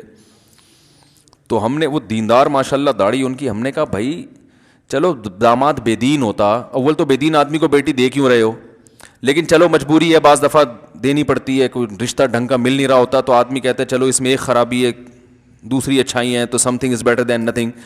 تو مجبوری میں کسی کو جہیز دینا پڑے تو سمجھ میں آتا ہے, وہ بھی دیندار ہیں, آپ بھی دیندار ہو, تو آپس میں بیٹھ کے طے کر لو, نہ جہیز دیں گے نہ جہیز لیں گے. نبی نے تو کسی بیٹی کو جہیز نہیں دیا. تو یہ کیا ہے, یہ کون سا, اسلام میں تو مرد پہ خرچہ ڈالا ہے نا. تو الٹا مجھے یوں کر کے غصے میں دیکھ لیں, کیا بات کر رہے ہو بھائی, اس دنیا میں ہو, خیریت تو ہے. ہم اس وقت بہت چھوٹے تھے نا, تو ہم نے کہا پتلی گلی سے نکلو. پھر وہ بارات بھی بڑے دبنگ طریقے, بارات بھی اسلام میں نہیں ہے, بارات کا کھانا ہے. نبی نے 4 بیٹیوں کی شادی کی ہے, کوئی ایک کھجور بھی کسی کو نہیں کھلایا. اپنی جتنی شادیاں کی ولیمے سب پہ کیے. تو مرد پہ کھانا ہے, عورت پہ کھانا بولو نا نہیں ہے. یہاں بھی میں کہتا ہوں بعض دفعہ لڑکی والے مجبور ہوتے ہیں, وہ سامنے دیندار نہیں ہوتے, تو ان کو یہ بات سمجھانا مشکل ہے, تو مجبوراً بیٹی کا باپ بارات کرتا ہے, اس لیے کہ اگر بغیر بارات کے اور کھانے اور یہ اس کے بغیر بیٹی کو بھیج دیا تو بڑے تانے ملتے ہیں. تو مجبوری تو ایک الگ ہے, لیکن جب دونوں پارٹیز دیندار ہیں, دونوں شریعت کو سمجھتے ہیں, دونوں کے 4 مہینے بھی لگے ہوئے, بزرگوں سے اصلاحی تعلقات بھی ہیں, علماء کے بیانات بھی سنے ہوئے ہیں, تو بھائی آپس میں بیٹھ کے طے کر لو یار, نہ آپ بارات نہیں کرو, ہم نہیں تانے دیں گے آپ کی بیٹی کو. تانے جب دیں گے جب بارات کی, تو ہم کہیں گے یار باتیں بڑی کرتے اور دیکھو جو ہے نا ویسے بڑی شریعت اور اپنی بچی پہ اتنی بڑی بارات کر دی. اس پہ تو تانے مل سکتے ہیں کہ تمہارا باپ جو ہے نا باتیں کرنے میں ماسٹر ہے, ویسے پوری بارات اس نے کی ہے. تو تانے تو اس پہ دینے چاہیے نا کہ بھائی جب بارات اسلام میں نہیں ہے تو بہو کو تانے ملیں ساس کی طرف سے کہ تمہارے باپ نے پھر بارات کی کیوں, ویسے تو بڑی باتیں کرتا ہے وہ ہے بھائی, لیکن تانے کس پہ مل رہے ہوتے ہیں کہ بارات کیوں نہیں کی. تو جب دونوں پارٹیاں دیندار ہیں تو بھائی مل بیٹھ کے طے کر لو بارات بولو بھائی نہیں ہوگی. چند لوگ آئیں گے, خواتین آئیں گی, دلہن کو پک کر کے لے جائیں گی, ٹھیک ہے نا, پھر اگلے دن ولیمہ ہوگا جس میں جس کو بلانا ہے بلاؤ. لیکن آپ ذرا چھیڑ کے تو دیکھ لو, چھیڑ کے دیکھو آپ, ہم نے تو چھیڑا ہوا ہے نا, وہ ایک دم ایسے ایک دم کیا بات کر رہے ہو بھائی, کیا کر رہے ہو, تو ایسے لگتا ہے جیسے وہ اجنبی بن جاتے ہیں, پہچاننے سے انکار کر دیتے ہیں کہ کیا مریخ سے آئے ہو, کیا چاند سے آئے ہو. یعنی بزبان حال وہ یہ کہہ رہے ہوتے ہیں کہ تم اس زمین کے ہاتھ کیسی باتیں کر رہے ہو. او بھائی ہم صحیح باتیں کر رہے ہیں, آپ پاگل ہو گئے ہو, سمجھ رہے ہیں آپ پاگل ہو گئے ہو. تو وہ میں نے شیخ الحدیث مولانا زکریا رحمۃ اللہ علیہ کا واقعہ سناتا ہوں, اپنی بیٹیوں کی شادی بڑے آرام سے کر دی, انہوں نے نکاح پڑھا دیا, چلو بھائی لے جاؤ. تو وہ لوگوں نے اتنی باتیں بنائی, انہوں نے باقاعدہ کتاب میں لکھا ہے, ایسے ہی تماشے کیے لوگوں نے. ایک طرف روتے رہتے ہیں, پیٹتے رہتے ہیں, ابے بیٹیاں بوجھ بن گئی ہیں بھائی, بڑے خرچے ہو گئے, غریب آدمی تو بیٹی کی شادی کر ہی نہیں سکتا. دوسری طرف جب کوئی سادگی سے ہو رہی ہے تو ہونے بھی نہیں دے رہے, اس کو پروموٹ نہیں کر رہے. تو یہ تو کبھی کبھار سوچتا ہوں, میں نے تو کبھی نہیں سوچا کہ میں حاکم بنوں گا, لیکن خوابوں کے میں تو مزے لے سکتا ہے نا انسان. تو کبھی کبھار میں سوچتا ہوں کہ اگر میں وزیر اعظم بن گیا بھاری اکثریت کے ساتھ, ایسا وزیر اعظم نہیں کہ اس کی سنی نہ جا رہی ہو, آج کل وزیر اعظموں کی اس ٹائپ کی قسمیں آ رہی ہیں. یہ جمہوری نظام ہمارا جو ہے نا یہ کامیاب نہیں ہے, جو جس طرح سے ہمارا سیٹ اپ چل رہا ہے نا, یہ اس میں کچھ بھی نہیں ہو سکتا, کچھ بھی نہیں ہو سکتا, ملک ترقی کر ہی نہیں سکتا اس میں. تو اس میں پبلک کو خوش کرنے کے لیے کوئی الٹے کام کرنے پڑتے ہیں. پبلک چونکہ الٹے کاموں سے زیادہ خوش ہوتی ہے, سیدھے کاموں سے خوش نہیں ہوتی, یہ سسٹم ہی ایسا چل رہا ہے. تو اب کیا ہے کہ اب دیکھو اگر جمہوری نظام مسجدوں میں بھی آ جائے, میں 5 سال کے لیے منتخب ہوتا مسجد کا امام, تو جو کام میں آج یہاں کر رہا ہوں ایک اپنائیت کا احساس ہوتا ہے نا, میری مسجد ہے, ٹھیک ہے نا, ایک اپنائیت کا جو تو انسان اس کے لیے کوشش کر. مجھے اگر پتا ہوتا ہے کہ میں 5 سال کے لیے امام بناؤں یہاں پہ, 5 سال کے بعد اگلی مسجد, تو کہیں بھی نہیں پنپ, کہیں کسی جگہ کے بھی میں اس علاقے کی کمزوریاں کیا ہیں, خوبیاں کیا ہیں, یہاں کس قسم کے لوگ آ رہے ہیں, ان کو کس قسم کے بیانات کی ضرورت ہے, یہ چیزیں سمجھنے میں 5 سال لگتے ہیں. جب سمجھنے کا ٹائم آتا تو یہاں سے ایسے علاقے میں جا چکے ہوتے جو بالکل ایک الگ علاقہ ہوتا, اور اگر کوئی دوسرے ملک میں چلے جاتے پھر تو وہ ہی پاگل ہو جاتے. تو ایک آدمی 5 سال کے لیے بنتا ہے, اس کے جانے کا ٹائم آتا ہے, ابھی وہ سمجھنا شروع کرتا ہے کہ ہو رہا کیا ہے, تو اس کے جانے کا ٹائم آ چکا ہوتا ہے. اور اس دوران بھی اپوزیشن اس کی ٹانگیں کھینچ رہی ہوتی ہے مسلسل. یعنی وہ اگر 5 سال کامیاب بھی رہ بھی ہے نا, تو آدھا کام وہ ملک کے لیے سوچنے میں اور آدھا اپنی سیٹ بچانے میں لگا رہا ہوتا ہے. وہ اس کے بعد بھی 5 سال پورے نہیں ہوتے, 3.5-3 سال میں ہی وہ نکل چکا ہوتا ہے. پھر کوئی اگلا آتا ہے تو وہ پھر اس کو بھی سمجھ میں نہیں آ رہا ہوتا کیا, پھر لہذا اب پتہ ہے ہو کیا رہا ہے, وہ اب یہ کہتے ہیں یار ملک کو ایک طرف رکھو, یہ تو سمجھ میں آ گیا نا کہ میرا فائدہ کس چیز میں ہے, تو اپنے آپ کو پہلے فوکس کرتے ہیں ہمارے حکمران, اس کے بعد ملک دوسرے درجے میں. تو یہ سسٹم ایسا خراب ہے کہ یہ نہیں چل سکتا, یعنی اس سے ملک کو فائدہ نہیں ہوگا.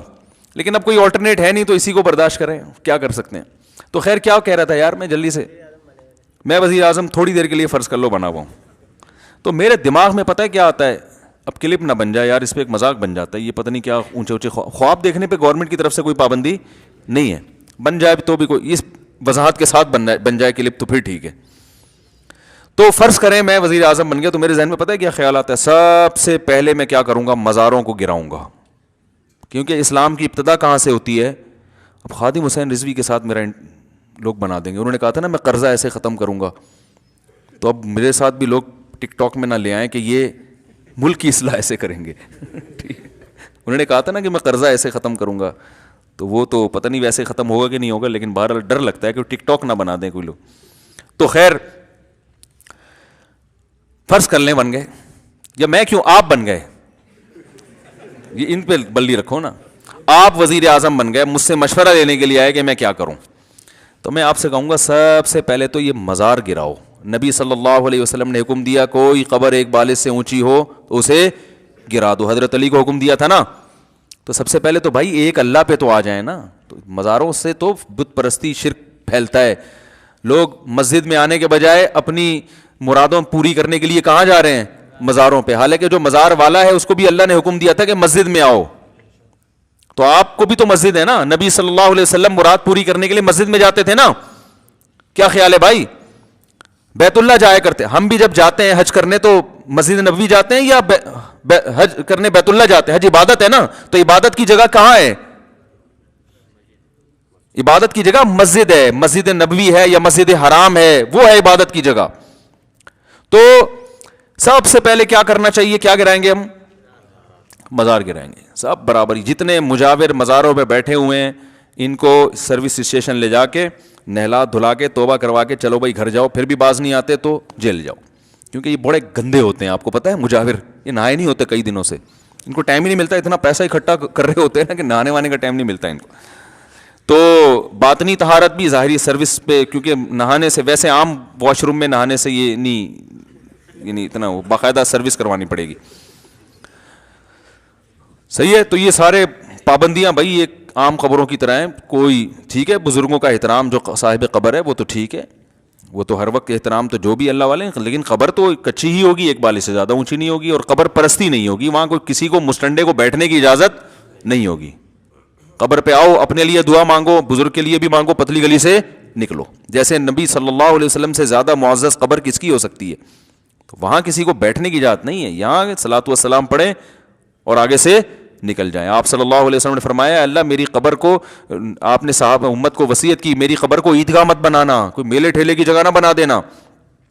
فرمایا اللہ یہود و نصارہ پہ لعنت کرے جنہوں نے اپنے پیغمبروں کی قبروں کو عبادت گاہ بنا لیا, سردہ گاہ بنا لیا.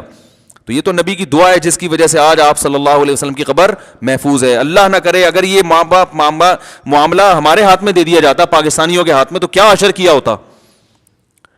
تو یعنی پاکستانیوں سے مراد یہ جو عامۃ الناس ہیں, عام لوگ ہیں, جو اکثریت تو بدعتی لوگوں کی ہے نا, جو مزار پرست ہیں.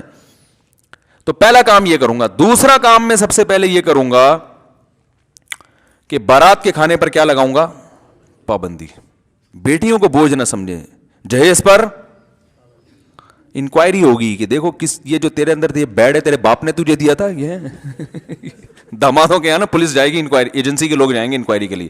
جس کے ہاں شادی ہوئی ہے انکوائری ہوگی کہ جس بیڈ پہ کمبخت تو بیٹھا ہوا ہے, تیری شادی ہوئی ہے نا کل, ہاں سر میری پرسوں شادی ہوئی تھی. اچھا پرسوں ہوئی تھی, سوری میں سمجھا تھا کل ہوئی تھی. ایسے انکوائری ایسے ہی ہو رہی ہوتی ہے نا, پرسوں آپ کی شادی ہوئی تھی, کل آپ کی رخصتی ہوئی تھی, تو یہ جو ڈبل بیڈ ہے یہ تیرے باپ سے تجھے وراثت میں ملا تھا, یہ تو نے اپنے پیسوں سے خریدا, کہاں سے آئی ہے؟ سر یہ میں نے اپنے پیسوں سے خریدا ہے. کیا دلیل ہے بھائی, رسید دکھا. تو وہ کوئی بھی انکوائری کا طریقہ ہو سکتا ہے. اگر یہ ثابت ہو گیا نا کہ یہ جہیز میں آیا ہے, تو پھر پولیس والوں کو ایک لفظ یعنی وہ میں ورڈنگ خود بتاؤں گا کہ اس کو بولنا تجھے شرم نہیں آتی, کمبخت پہلی رات کو بھی بیوی کو اپنے بستر پہ نہیں سلا سکا, وہ بستر بھی وہاں سے آ رہا ہے سسر کے گھر سے, شرم نہیں آتی؟ غیرت بھی تو کوئی چیز ہوتی ہے یار. دلہن پہ تو آدمی خرچ, پہلی رات تو لوگ دلہن کو گفٹ دیتے ہیں, کمبخت بیڈ بھی اس کے گھر سے لے آیا تو اٹھا کے, یار بیڈ اس کے گھر سے اٹھا کے لے آیا, صوفے کمبخت اپنے دوستوں کو بیوی کے صوفے پہ بٹھائے گا, شرم نہیں آتی؟ جن پلیٹوں میں کھانا کھلا رہا ہے مہمانوں کو, ڈنر سیٹ کہاں سے آیا, یہ وہاں سے لے کر آیا ہے. تو اس کو شرم دلا دلا کے نا غیرت سے مرے گا نہیں, غیرت سے بتا دوں ہوگا کچھ بھی نہیں, کچھ بھی نہیں ہوگا. مسئلہ سارا یہ ہوگا جو پولیس والا جائے گا وہ بھی تو یہی کر رہا ہوگا نا, اس نے کون سا کچھ جہیز نہیں لیا ہوگا. تو مسئلہ یہ آوے کا آوائی بگڑا ہوا ہے, تو یہ بڑا خاندانی نظام بنانا پڑے گا اس کے لیے. تو بہرحال کوئی کیس ہونا چاہیے جہیز ویز پہ, بھائی جس نے جہیز لیا اریسٹ اندر. تو جب تک یہ حکومت کنٹرول نہیں کرے گی, یہ چیزیں کنٹرول نہیں ہوتی, تو بھائی جب تک آپ کے ہاتھ میں حکومت نہیں آتی ٹھیک ہے, تو جہیز پہ پابندی, بارات پہ پابندی, جہاں کھانا ہو رہی ہے کھانا کھلا کون رہا ہے, لڑکی والے کیوں کھلا رہے ہیں بھائی, تم زیادہ فنڈر بننے کی کوشش کر رہے ہو, آپ صلی اللہ علیہ وسلم سے زیادہ سخی بن رہے ہو. تو آپ نے تو اپنی نکاح پہ ولیمہ کیا ہے, ولیمہ پیغمبروں کی سنت ہے, بارات تو اس عربی میں بارات کا لفظ ہی نہیں ہے, اتنی فصیح و بلیغ زبان کے باوجود بھی یہ لفظ ہی نہیں ہے. تو یہ بڑی معاشرے میں جو ہے نا اس کی ضرورت ہے, یہ تو حکومت کر سکتی ہے, حکومت تو نہیں کرے گی, وہ تو کرنے کے کام نہیں کر رہی, جو نہیں کام کرنے کے وہ کر رہی ہے, وہ تو ہمیشہ سے حکومتوں سے تو ان سے تو زیادہ توقعات لگانی نہیں چاہیے نا. حکومت تو جو اچھے کام کرے بس اپریشیٹ کرنا چاہیے, یہ والا کام آپ نے بہت اچھا کر لیا ہے, اچھے پھر بھی نہیں ہیں آپ آپ نے یہ, میں بھی جب کبھی حکومت کی تعریف کرتا ہوں نا تو میں یہ کہتا ہوں یہ کام گورنمنٹ نے بڑا اچھا کیا, بس اس حد تک. یہ کبھی میں نے نہیں کہا کہ گورنمنٹ بہت اچھی ہے, یہ میں اتنی بڑی ذمہ داری کی, یہ بھی نہیں کہتا کہ گورنمنٹ بہت گندی ہے. بھائی یہ اچھی بری کی ٹھیکہ ہم نے تھوڑی لیا ہوا ہے, تو اللہ بتا دے گا کون اچھا. ہم تو یہ کہہ سکتے ہیں یہ والا کام کیا ہے, بہت اچھا. تو اس کی وہ ایک لطیفہ اکثر میں سناتا رہتا ہوں, دوبارہ سنا دیتا ہوں.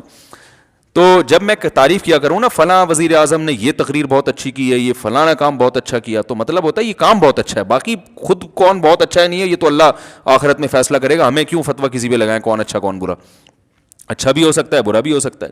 تو وہ ایک آدمی تھا نا, اس کی بیوی اس کو اچھی نہیں لگتی تھی تو ایک دن بیوی بڑی سج دھج کے آئی کہ آج تو میں اپنے میاں کو اچھی لگوں گی, بڑا زیور پہنا اور اس نے بڑے شاندار خوبصورت کپڑے پہنے, دوپٹہ بھی بڑا اچھا. تو بیگم سے کہہ رہی, شوہر سے کہہ رہی ہے بیگم کہ یہ میرا دوپٹہ کیسا, کہہ رہے بہت اچھا بھائی, ویل ڈن, بڑا زبردست. اور بیگم یہ چوڑیاں یہ بھی تمہاری بڑی اچھی ہیں, ساڑی بھی بڑی اچھی پہنی ہوئی ہے, ایک ایک چیز کی تعریف کر, میک اپ بھی بڑا اچھا. کہتا ہے پھر اچھی پھر بھی نہیں لگ رہی, ساری چیزیں اچھی ہیں مگر تو اچھی پھر بھی نہیں لگ رہی. تو گورنمنٹ تو اکثر اچھی کہاں ہوتی ہیں, کام کچھ اچھے کر لیتی ہیں تو اس میں کہہ دینا چاہیے. تو اللہ کرے کچھ اچھا کام گورنمنٹ یہ کر لے, جہیز پہ پابندی لگا دے. اور بارات, اب دیکھو 12 بجے لائٹیں بند ہونے کا کہا تھا کہ 12 بجے کے بعد, لیکن کھل رہے ہیں ہال, 12 بجے کے بعد بھی کھل رہے ہیں, 1-2 بجے تک چل رہے ہیں. وہ پولیس والے آتے ہیں, کچھ پیسے ان کے ہاتھ میں رکھے, 12 بجے انہیں لائٹ بند کی, 5 منٹ بعد دوبارہ لائٹ آن ہو گئی. تو وہی ہے حساب کتاب چل رہا ہے. تو کہاں سے کہاں بات چلے گی, جلدی سے بات کو سمیٹ کے ختم کرتا ہوں. دیکھو وہ برائیاں جس میں کلچر آپ کے خلاف جا رہا ہے, اس میں بڑا, کیونکہ انسان خاندان سے کٹ رہا ہوتا ہے پھر, تو اصل آزمائش یہاں پہ شروع ہوتی ہے. اصل آزمائش بولو بھائی یہاں شروع ہوتی ہے کہ آپ اللہ کو مانتے ہیں یا نبی صلی اللہ علیہ یا معاشرے کو مانتے ہیں. تو یہاں پر لوگ آپ کو کہتے ہیں یہ بہک گیا ہے. تو یہ جو آیت میں نے پڑھی, ان ربک هو اعلم بمن ضل عن سبیلہ وهو اعلم بالمہتدین, اے نبی ان کی مخالفت سے آپ پریشان نہ ہو, تیرے رب کو خوب اچھی طرح معلوم ہے کون بہک گیا ہے اور کون سیدھے راستے پر ہے. تو اللہ نے تسلی دے دی کہ پبلک کی ملامت کی پرواہ مت کرو, آخرت میں اللہ فیصلہ, تم آخرت پر ایمان رکھ کے یہ کام کر رہے ہو نا. اگر ایمان نہیں ہے تو بھائی پھر تو انہی لوگوں میں شامل ہو جاؤ, اگر ایمان ہے تو بے فکر رہو. اللہ کو جس کے لیے کر رہے ہو نا اس کو پتا ہے. دیکھو جس کے لیے کر رہے ہوتے ہیں اسی کو ہی پتا نہ ہو تو انسان ٹینشن میں آتا ہے نا بھائی. جس کے لیے آپ, جس کو خوش کرنے کے لیے کوئی کام کر رہے ہو, اسی کے بارے میں اطمینان نہیں کہ پتہ نہیں یہ خوش ہو رہا ہے کہ نہیں ہو رہا, تو آدمی آئے گا ٹینشن میں. دیکھو آپ کسی کمپنی میں جاب کر رہے ہو, باس نے کوئی کام آپ کے ذمہ لگایا کہ یہ کرو, باقی جو آپ کے ساتھ دوسرے جو امپلائیز ہیں وہ کہہ رہے ہیں کہ یہ کام مت کرو, باس اس پہ خوش نہیں ہوگا, لیکن باس نے آپ کو الگ سے فون کر کے کہا ہے کہ یہ کر لو, میں تمہیں ترقی دے دوں گا, تنخواہ بھی بڑھا دوں گا, تو آپ پرواہ کرو گے لوگوں کی؟ وہ جتنا مرضی کہیں ابے بھائی نہیں کر یار, ہمیں پتہ ہے باس ان چیزوں سے ناراض ہوتا ہے, ادھر سے باس بار بار کال کر کے کہہ رہے ہیں ان کی بات نہ ماننا, میں کہہ رہا ہوں نہ کر لے, یہ تم سے حسد میں جیلسی میں کہہ رہے ہیں, تو آپ جو باقی ملازمین ہیں ان کی بات مانو گے؟ آپ اگنور, آپ ان کو کہیں بھائی میرا ٹائم ویسٹ نہ کرو, مجھے پتا ہے کیا صحیح ہے کیا غلط ہے. سارے بھی مخالفت کرتے رہیں گے, آپ ٹینشن بھی نہیں لوگے زیادہ, کیونکہ آپ کو پتا ہے یار جب کل ترقی ہو جائے گی نا میری اور تنخواہ ڈبل ہو جائے گی, تو یہ خود ہی کہیں گے یار بھائی آپ صحیح تھے, ہم کیا تھے, غلط تھے. تو اللہ کو خوش کرنے کے لیے جب کوئی کام کیا جا رہا ہے بھائی, پبلک ایک طرف, آپ نے اللہ کو فوکس کرنا ہے, اسلام کو فوکس کرنا ہے, جنت کو سامنے رکھنا ہے. اللہ کہہ رہے ہیں اللہ جس کے لیے تم کر رہے ہو لوگوں کی مخالفت کی پرواہ مت کرو, کیونکہ تمہارا رب خوب جانتا ہے کہ تم سیدھے راستے, اسے پتا ہے, اسے تمہارے بارے میں علم ہے, لہذا ٹینشن لینے کا نہیں ہے. جب اللہ آخرت آئے گی نا, مرنا تو ہے سب نے, جب قبر میں جائیں گے اور آخرت ہوگی تو پھر یہ خود افسوس کریں گے.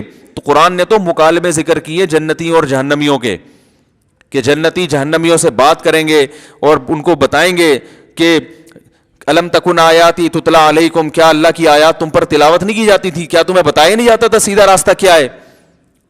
تو وہ کہیں گے ہم پر بدبختی غالب آ گئی. کبھی کیا کہیں گے کہ یا لیتنی لم اتخذ فلانا خلیلا, ہائے کاش میں فلاں کو دوست نہ, اس وقت تو میں بڑا فخر کرتا تھا فلاں میرا دوست ہے, میرا اٹھنا بیٹھنا ایسے اپر لیول لوگوں کے ساتھ ہے, آج مجھے افسوس ہو رہا ہے کاش میں ان لوگوں کے ساتھ نہ بیٹھتا.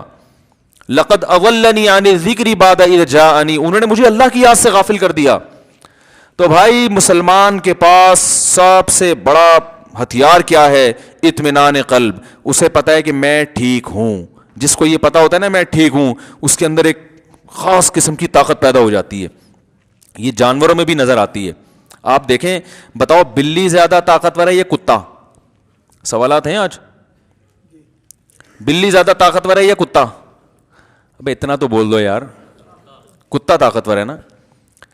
اگر کتے کے پاس کوئی, کتا بلی سے کچھ چھیننا چاہے, بلی روک سکتی ہے اس کو؟ ہے کتا اگر کتے پن پہ آ جائے اور بلی سے بوٹی لے کے بھاگ جائے, ایک چماٹ لگائے, بلی کیا کر سکتی ہے؟ جان سے مار سکتا ہے کتا بلی کو. لیکن بلی جب گوشت کھا رہی ہوتی ہے نا اور کوئی کتا کتے پن پہ آ جائے اور دیکھے اس کو, تو اتنے آرام سے کتا اس کے قریب نہیں آتا. بلی غراتی ہے, اور کتا جو ہے نا وہ بالکل ہی کتے پن پہ آ جاتا ہے. یعنی ایسے کتا پن دکھائے گا اپنا, اوئی اوئی ایسے کر کے نا, دم ہلائے گا, یوں کرے گا. اس میں جو ایک, حالانکہ ویسے جب کتا شکار کو دیکھتا ہے تو آپ اس کی بہادری دیکھیں, ہوتی ہے کہ نہیں ہوتی. کتا جب کسی شکار کو دیکھے نا تو وہ دیکھو آپ اس کے, پھر وہ شیر والی حرکتیں شروع کر دیتا ہے, ایسا غرائے گا, جھپٹے گا, بڑے کانفیڈنس کے ساتھ اس کو کھائے گا. لیکن بلی سے چھینتے ہوئے اتنا کانفیڈنس کتے میں نہیں ہوتا. میں نے تو یہ منظر دیکھے ہیں, بیان میں بھی کئی دفعہ نقل کر چکا ہوں. ہم نے بچپن میں ایک بلی کو دیکھا, وہ ایک بوٹی لے کے کھا رہی ہے. کتا جو ہے نا, کتے کو بھی لالچ ہوئی نا کہ یار میں اس سے یہ بوٹی لیتا ہوں. تھوڑا قریب آ رہا ہے, بڑے آرام آرام سے خراما خراما ڈرتے ہوئے, صحیح ہے نا. اب جیسے ہی قریب آ رہا تو بلی نے اس کو اپنے اسٹائل میں, کیا مسئلہ ہے تمہارے ساتھ؟ بلی نا پہلے ہلکا سا ہو, اس کا مطلب یہ تھا کیا پرابلم کیا ہے. کتے کی سمجھ میں نہیں آیا, کیونکہ کتا ہے وہ, اس کی سمجھ میں کہاں آئے گا. وہ تو کتے کی زبان ہی سمجھے گا. تو تھوڑا اور قریب آ گیا کتا, پھر بلی نے تھوڑا اور کر غرانا شروع کر دی. لیکن میں نے سمجھایا ہے نا, میں کھانا کھا رہی ہوں, نکل جاؤ یہاں سے. کتے کی سمجھ میں پھر بھی نہیں آیا. کتا تھوڑا اور قریب آیا نا, بلی نے ایک چماٹ مارا ہے اس کے کھینچ کے زور سے, اور وہ ہوئی ہوئی ہوئی کرتا ہوا ایسا بھاگا ہے نا. میں آبزرو بہت کرتا ہوں چیزوں کو. مجھے اس وقت مجھے بڑی یہ واقعہ, میرے خیال ہے میری عمر 10-11 سال ہوگی بمشکل. میں نے کہا یار یہ جو حق پر ہے نا بلی, اس کو پتا ہے یہ بوٹی میری ہے تو میری ہے نا. حق پر ہونے نے بلی میں کانفیڈنس پیدا کیا, اور باطل پر ہونے میں کتے میں کتا ہو کے بھی اس کا کانفیڈنس ختم ہو گیا. وہ ڈر رہ لیتا ہوا.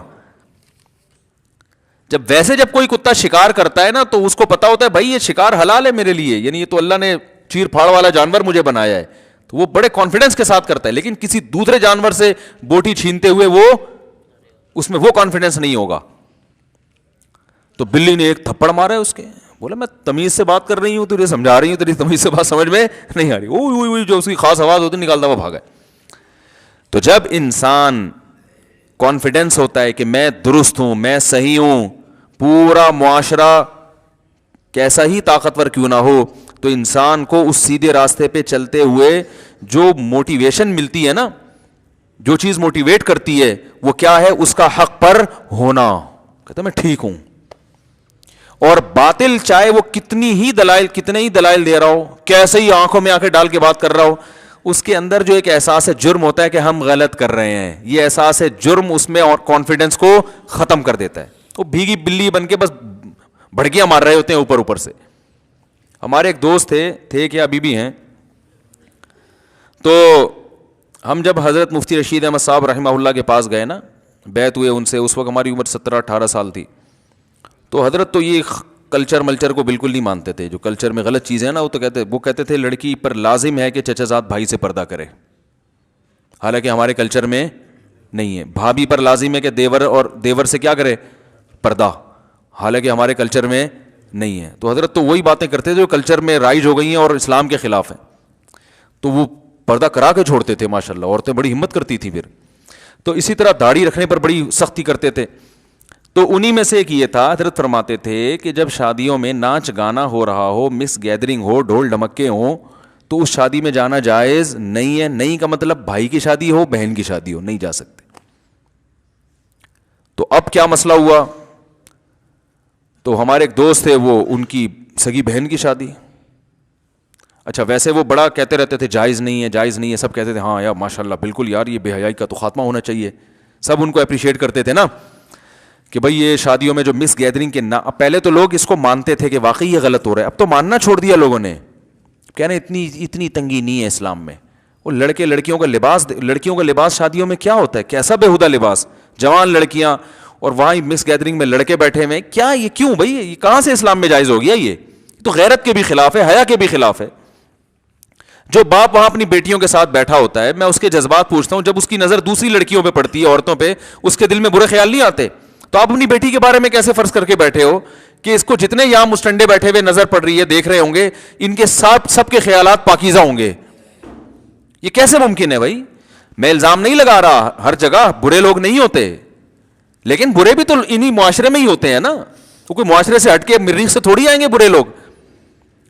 تو پہلے تو لوگ کہتے تھے بات صحیح کر رہا ہے, اگرچہ عمل نہیں کرتے تھے. اب تو لوگوں نے یہ کہنا چھوڑ دیا کہ بات صحیح, کہتے ہیں یہ صحیح ہے, ہمارا کلچر ٹھیک ہے.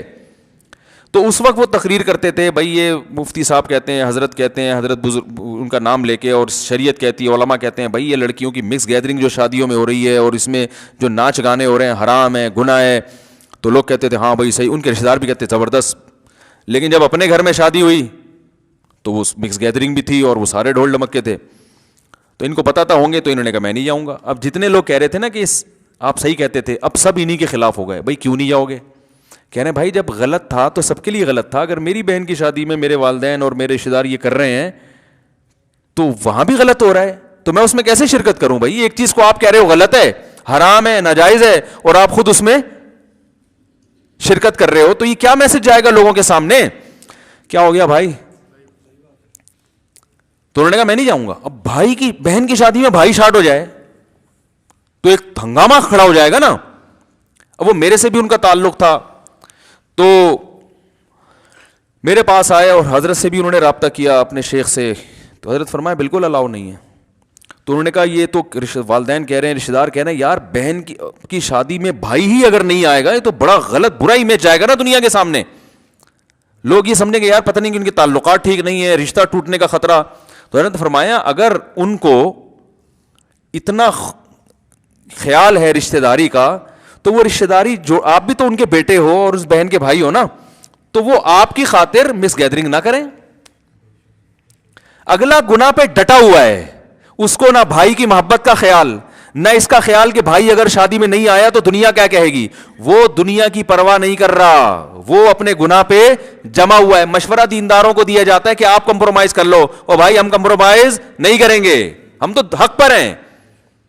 آپ جب گناہ پہ اتنے ڈھیٹ ہو, صحیح ہے نا بھائی, جیسے بھائی کو چاہیے کہ بہن کا خیال کرے, باپ کا خیال کرے, ماں کا خیال کرے, تو باپ اور ماں کو بھی تو چاہیے کہ اپنے بیٹے کا خیال کریں. یہ بھی تو آپ کا اپنا ہے, کوئی سوتیلا تھوڑی ہے, کوئی ادھار لے کے تھوڑی پالا ہوا ہے آپ نے اس کو. آپ کو بھی چاہیے کہ ایک بیٹا ہے, اگر بالفرض غلط بھی کہہ رہا ہے لیکن اس کے جذبات ہیں, وہ شادی میں نہیں آ رہا, اس کو لانے کے لیے ہم یہ کر لیتے ہیں بھائی پارٹیشن کر لیں گے, لڑکے ادھر ہو جائیں گے, لڑکی والے ادھر ہو جائیں گے. وہ ایسا ڈٹے ہوتے ہیں نا گناہ پہ, وہ کہتے ہیں کچھ بھی کر لو ہم نے نہیں کرنا. اور جو صحیح راستے پر ہوتا ہے اس کو ملامت کر رہے ہوتے ہیں. یہ عجیب بات ہے. یہ پیغمبروں کے ساتھ بھی یہ ہوا ہے, صحیح ہے نا, پیغمبروں کے ساتھ بھی یہ ہوا ہے کہ یا قومی ارہتی آزو علیکم, وہ ہاں ابراہیم علیہ السلام نے فرمایا وَكَيْفَ أَخَافُ مَا أَشْرَكْتُمْ وَلَا تَخَافُونَ أَنَّكُمْ أَشْرَكْتُمْ بِاللَّهِ. جب ابراہیم علیہ السلام نے قوم کو توحید کی دعوت دی کہ پتھروں کے بنے ہوئے بتوں کو مت پوجو, یہ کچھ بھی نہیں ہے, ان کو تو تم اپنے ہاتھوں سے بناتے ہو, تم اس خدا سے ڈرتے نہیں ہو جس نے تمہیں پیدا کیا ہے, اس کا عذاب نہ تم پر آ جائے. تو قوم نے کیا کہا, قوم نے کہا کہ آپ کو ہم ہلاک کر دیں گے اور آپ کو ہم سے ڈر نہیں لگتا, یعنی پوری قوم سے آپ ٹکر لے رہے ہو. تو ابراہیم علیہ السلام نے کیا فرمایا, کیف اخاف ما اشرکتم ولا تخافون انکم اشرکتم باللہ. تم اللہ کے ساتھ ان بتوں کو شریک کر کے اللہ سے نہیں ڈر رہے ہیں بھائی, جو تمہیں عذاب دے سکتا ہے, اور میں تم سے ڈرنا شروع کر دوں. ڈرنا تو پہلے تمہیں چاہیے نا, مجھے تو اس کے بعد ڈرنا چاہیے. تم اپنی برائی پر اتنے طاقتور ہو کہ تمہیں تو عذاب کا یقین ہونا چاہیے, اللہ مار دے گا تمہیں, ہلاک کر دے گا, دنیا میں نہیں تو آخرت میں. اس برائی پہ تم ایسا ماشاءاللہ تم اپنی طرف سے ایک اصطلاح میں کہہ رہا ہوں, ایسا ڈٹ گئے اور مجھے مشورہ دے رہے ہو کہ میں لچک دکھاؤں. تو جب بھی بے دین لوگ آپ کو برائی میں گھسیٹیں تو آپ بولیں جتنا زور یہ گھسیٹنے میں لگائے گا نا, میرا پلہ اس سے بھاری رہے گا, اتنا زور میں نہ جانے میں لگاؤں گا. کیا خیال ہے بھائی جان؟ غلط کہہ رہا ہوں تو بتا دو یار, اگلے ہفتے نہیں کروں گا بیان. ڈھیلا پن ہے دینداروں میں, یہ غلط ہے, پھر وہی کر جار بھی رہتے ہیں. اصل میں وہ ہماری پھپھی تھیں, ابھی پرانی پھپھی تھی, ہو گئی تھی, ان کی بیٹی کی ایک ہی پھپھی رہ گئی ہے, ان کی ایک بچے کی شادی تھی.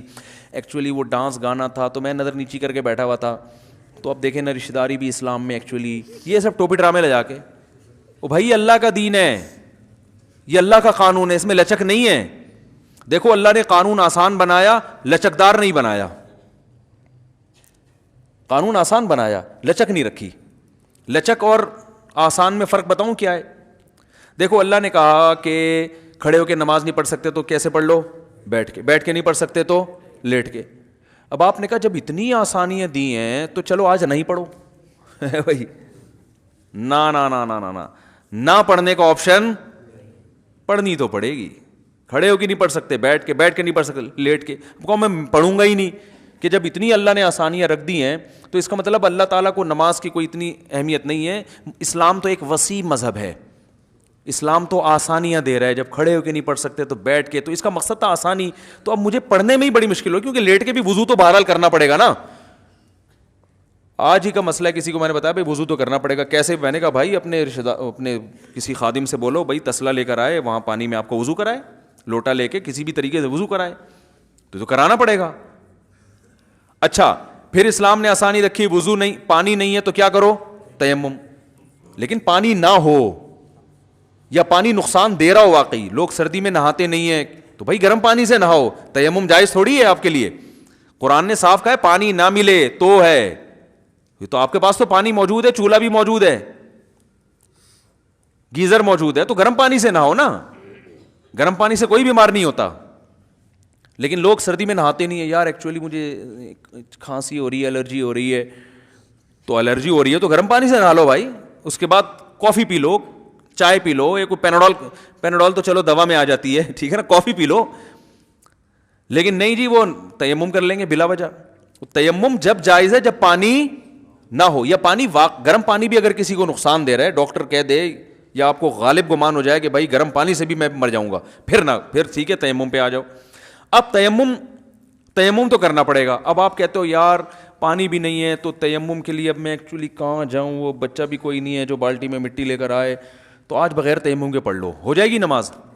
جتنی آسانی اللہ نے پیدا کر دی وہ کر دی. اب اس میں لچک نہیں ہے, اس میں قانون مضبوط ہے.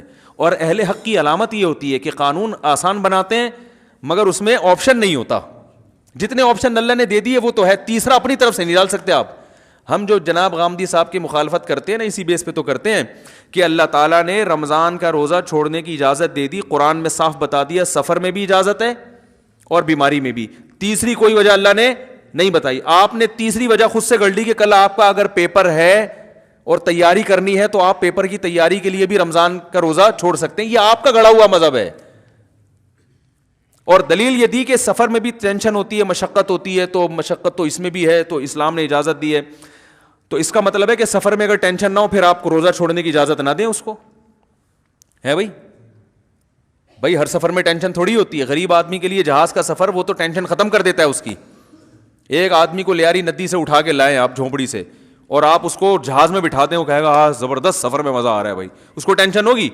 تو اس کو تو نماز پڑھنے کا پھر حکم دینا چاہیے آپ, جبکہ وہاں بھی کہتے ہیں کہ نماز چھوڑ سکتا ہے, ہم بھی کہتے ہیں چھوڑ سکتا ہے. وجہ اس کی یہ کہ سفر میں اللہ نے چاہے مشقت ہو یا نہ ہو, بیماری میں اللہ نے اجازت دے دی. اس کی تیسری کوئی اجازت نہیں. مشقت مقام پہ جتنی مرضی ہوگی روزہ رکھنا پڑے گا.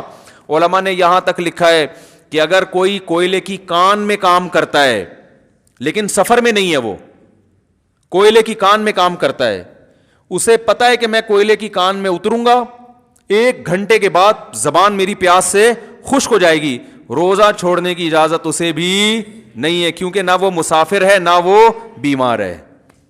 تبھی ہم کہتے ہیں فقہا سے دین سیکھو. وہ فقی ان کو کہا اس لیے جاتا ہے, فقی کہتے ہیں, فقہ کہتے ہیں سمجھ کو, فقہا سے دین سیکھو. وہ قرآن اور سنت کے مزاج کو زیادہ سمجھتے ہیں.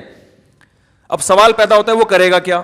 وہ کوئلے کی کان میں جب اترے گا صبح صادق کے بعد, پہلی بات تو ہم کہیں گے بھائی نائٹ ڈیوٹی کرو, دن میں کرو ہی نہیں ہے کام.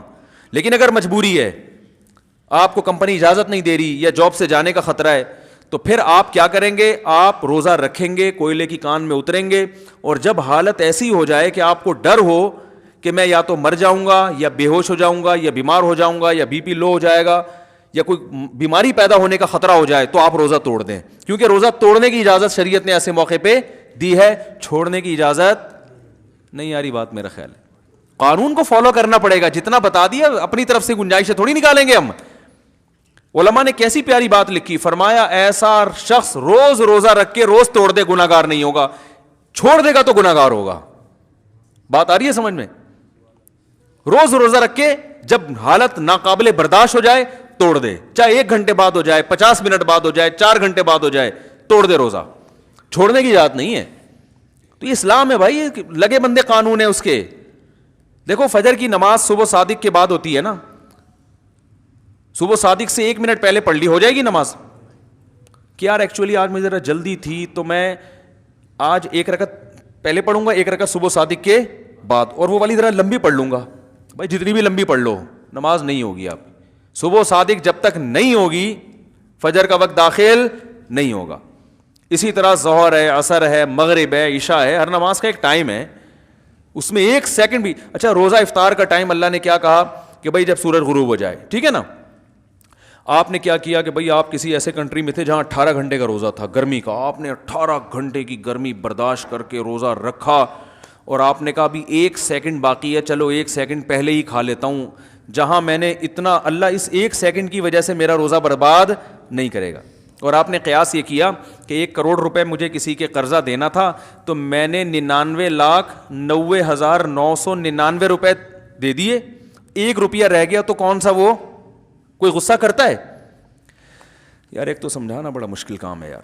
بس یہ بات سمجھا کے میں بیان ختم کرتا ہوں. دیکھو ایک آدمی کو آپ نے 1 کروڑ روپے ادھار واپس کرنے تھے, وہ بیچارہ کنفیوز تھا, پتہ نہیں 1 کروڑ روپے میرے دے گا کہ نہیں دے گا, پتہ نہیں یار یہ میرے ساتھ, وہ ہر وقت ڈرتا رہتا ہے نا. ایک دن آپ آئے, آپ نے کیا کیا, اس کو گڈی تھما دی نوٹوں کی, اور وہ گن رہے بیٹھ کے, 1 لاکھ, 2 لاکھ, 3 لاکھ, 99 لاکھ ہو گئے. اب 1 لاکھ باقی رہ گیا نا. ابے 1 کروڑ 100 لاکھ کو بولتے ہیں نا یار, ہیں 99 لاکھ پورے ہو گئے, تو اس کی دل کی دھڑکن کم ہوگی کہ یار 1 لاکھ رہ گیا, کیونکہ اس کو ڈر ہے کہ پتہ نہیں یہ کھا نہ جائے نا. بہت سے لوگ پورے گڈی پکڑاتے ہیں, 50 مان لیا, آدھے پیسے دیے, کچھ گڑبڑ کرتے ہیں, اس کا سانس بحال ہو رہا ہے نا, ہوتے ہوتے پھر وہ دوبارہ گنے تو 99,000 ہو گئے, اب 1,000 رہ گیا, اب سانس بحال ہو گیا اس کا, پھر گنتے گنتے گنتے 1000 میں بھی اس کے 999 پورے ہو گئے, 1 روپے کم تھا. تو وہ غصہ کرے گا آپ پہ, بولے گا چل یار 1 کروڑ روپے 1 روپیہ چل چھوڑ. بلکہ آپ اگر کہو گے نا میں گھر سے لے کر آتا ہوں, کہہ رہے ہیں لانے کی ضرورت نہیں ہے یار, چھوڑ بھائی, ٹینشن میرے لیے بھی یہاں انتظار میں ٹینشن, تیرے لیے بھی ٹینشن, چھوڑ بھائی, بلکہ یہ 5 روپے اور لے لے میری طرف سے. ایسا ہی کرے گا نا. ارے کیا ہو گیا, ایسے ہی تو کرتے ہیں راشن والے. ہم جب راشن لیتے ہیں تو اتنے روپے بنے تو 50-60 روپے وہ چھوڑ دیتے ہیں اکثر, کہ چھوڑو یار, جہاں 10-20 ہزار میں 30 ہزار میں 50 روپے کیا, یہی ہوتا ہے نا.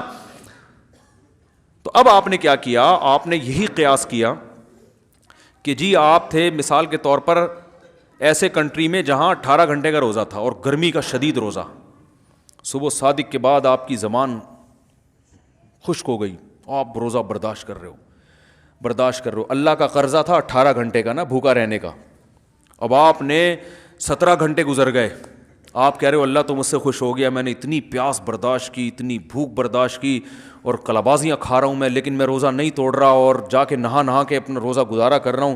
اور لوگوں نے مشورہ دیا, کوئی کھجور لا کے رکھ رہا ہے, کوئی 12 بجے دوپہر کو کسی نے جناب کولڈ ڈرنک لا کے رکھ دیا, بھائی توڑ دے مر جائے گا, لیکن نہیں بھائی ہم اللہ کی خاطر روزہ رکھا ہے, ایک ایک گھنٹہ ٹینشن میں گزارا آپ نے, اللہ بھی خوش ہو رہا ہے آسمانوں پہ, واہ بھائی میرا بندہ آج تو نے کمال کر دیا. اب جناب ہوتے ہوتے ہوتے ہوتے 18 گھنٹے میں 17 گھنٹے پورے ہو گئے, 1 گھنٹہ رہ گیا. آپ نے, اب لوگ کہہ رہے ہیں بھائی 1 گھنٹہ بھی کم نہیں ہے, تو مر نہ جائے ہے بھائی, تو یہ پی لے وہ کر لے. نہیں بھائی, جہاں 17 گھنٹے تو 1 گھنٹہ اور برداشت. اب ہے بھی رمضان کا روزہ. اب آپ نے کیا کیا, 1 گھنٹے میں 1 منٹ 2 منٹ 3 منٹ, اب کتنے ہو گئے, 50 منٹ ہو گئے. اب کتنے رہ گئے, 10 منٹ. لوگ کہہ رہے ہیں یار 10, آپ کی حالت غیر ہو گئی نا, بی پی لو ہو گیا, اب آپ مرنے والے ہو گئے, عجیب سی کنڈیشن ہو گئی. لوگ کہہ رہے ہیں روزہ توڑ دے, آپ کہہ رہے ہیں نہیں اللہ کی خاطر, آپ کو پتہ ہے میں مروں گا نہیں, نہ بیمار ہوں گا, یہ آپ کو اطمینان ہے. وہ تو کیونکہ بیماری کا خطرہ ہو پھر تو توڑنا جائز ہے نا, بس کمزوری ہو گئی بہت زیادہ جو روزوں میں ہوتی ہے, پڑے ہوئے ہیں آپ ویکنیس سے, کمزوری سے پڑے ہوئے ہیں. لوگ کہہ رہے ہیں پی لے, نہیں بھائی جہاں اتنا برداشت کیا ہے 1 منٹ اور, اب 1 منٹ میں 1 سیکنڈ 2 سیکنڈ 3 سیکنڈ 58 سیکنڈ ہوئے تھے. آپ نے کہا جہاں اتنا اللہ کے لیے میں نے برداشت کیا, اب 2 سیکنڈ رہ گئے, اب کھا لو. تو اب اللہ مجھے تھوڑی پکڑے گا, وہ بولے گا جہاں تو نے اتنے گھنٹے میرے لیے بھوک پیاس برداشت کی ہے تو 2 سیکنڈ میری طرف سے تجھے کیا ہیں بھائی, معاف ہے, کھا لے. آپ نے کھا لیا, متذل العالیہ نے روزہ بالآخر کھا لیا.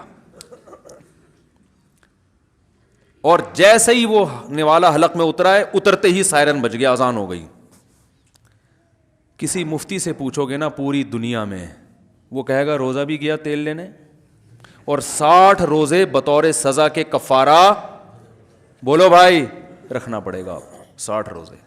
توڑا کیوں, آپ کہیں گے بھائی توڑا کہاں ہے, 18 گھنٹے میں 17 گھنٹے 59 منٹ 59 سیکنڈ تک تو رکھ لیا نا, تو اللہ ایسا ظالم تھوڑی ہے کہ لوگ ایسی باتیں, اللہ تو غفور الرحیم ہے. اسلام تو ایک وسیع مذہب ہے, اسلام تو ایک پولائٹ مذہب ہے, پولائٹنس کی ترغیب دیتا ہے. اللہ تو رحمان, وہ تو اس کی رحمت کے 100 حصے ہیں, ان میں سے صرف 1 حصہ اس نے زمین پہ بھیجا ہے, 99 تو آخرت میں, تو آخرت میں بخشے گا نہیں, وہ کیا میں بخشے گا بشرطے کے 60 روزے رکھو, صحیح ہے نا, کفارے کے طور پہ. اور پھر بھی رمضان کا ثواب پھر بھی نہیں ملے گا, اس سے صرف گناہ معاف ہو جائے گا, اور یہ والا روزہ قیامت تک نہیں آتا, اور اس کی قضا بھی الگ سے رکھو. کسی بھی دنیا کے مفتی سے پوچھو گے وہ بولے گا بھائی روزہ ختم, نہیں اب نہیں روزہ ہو سکتا.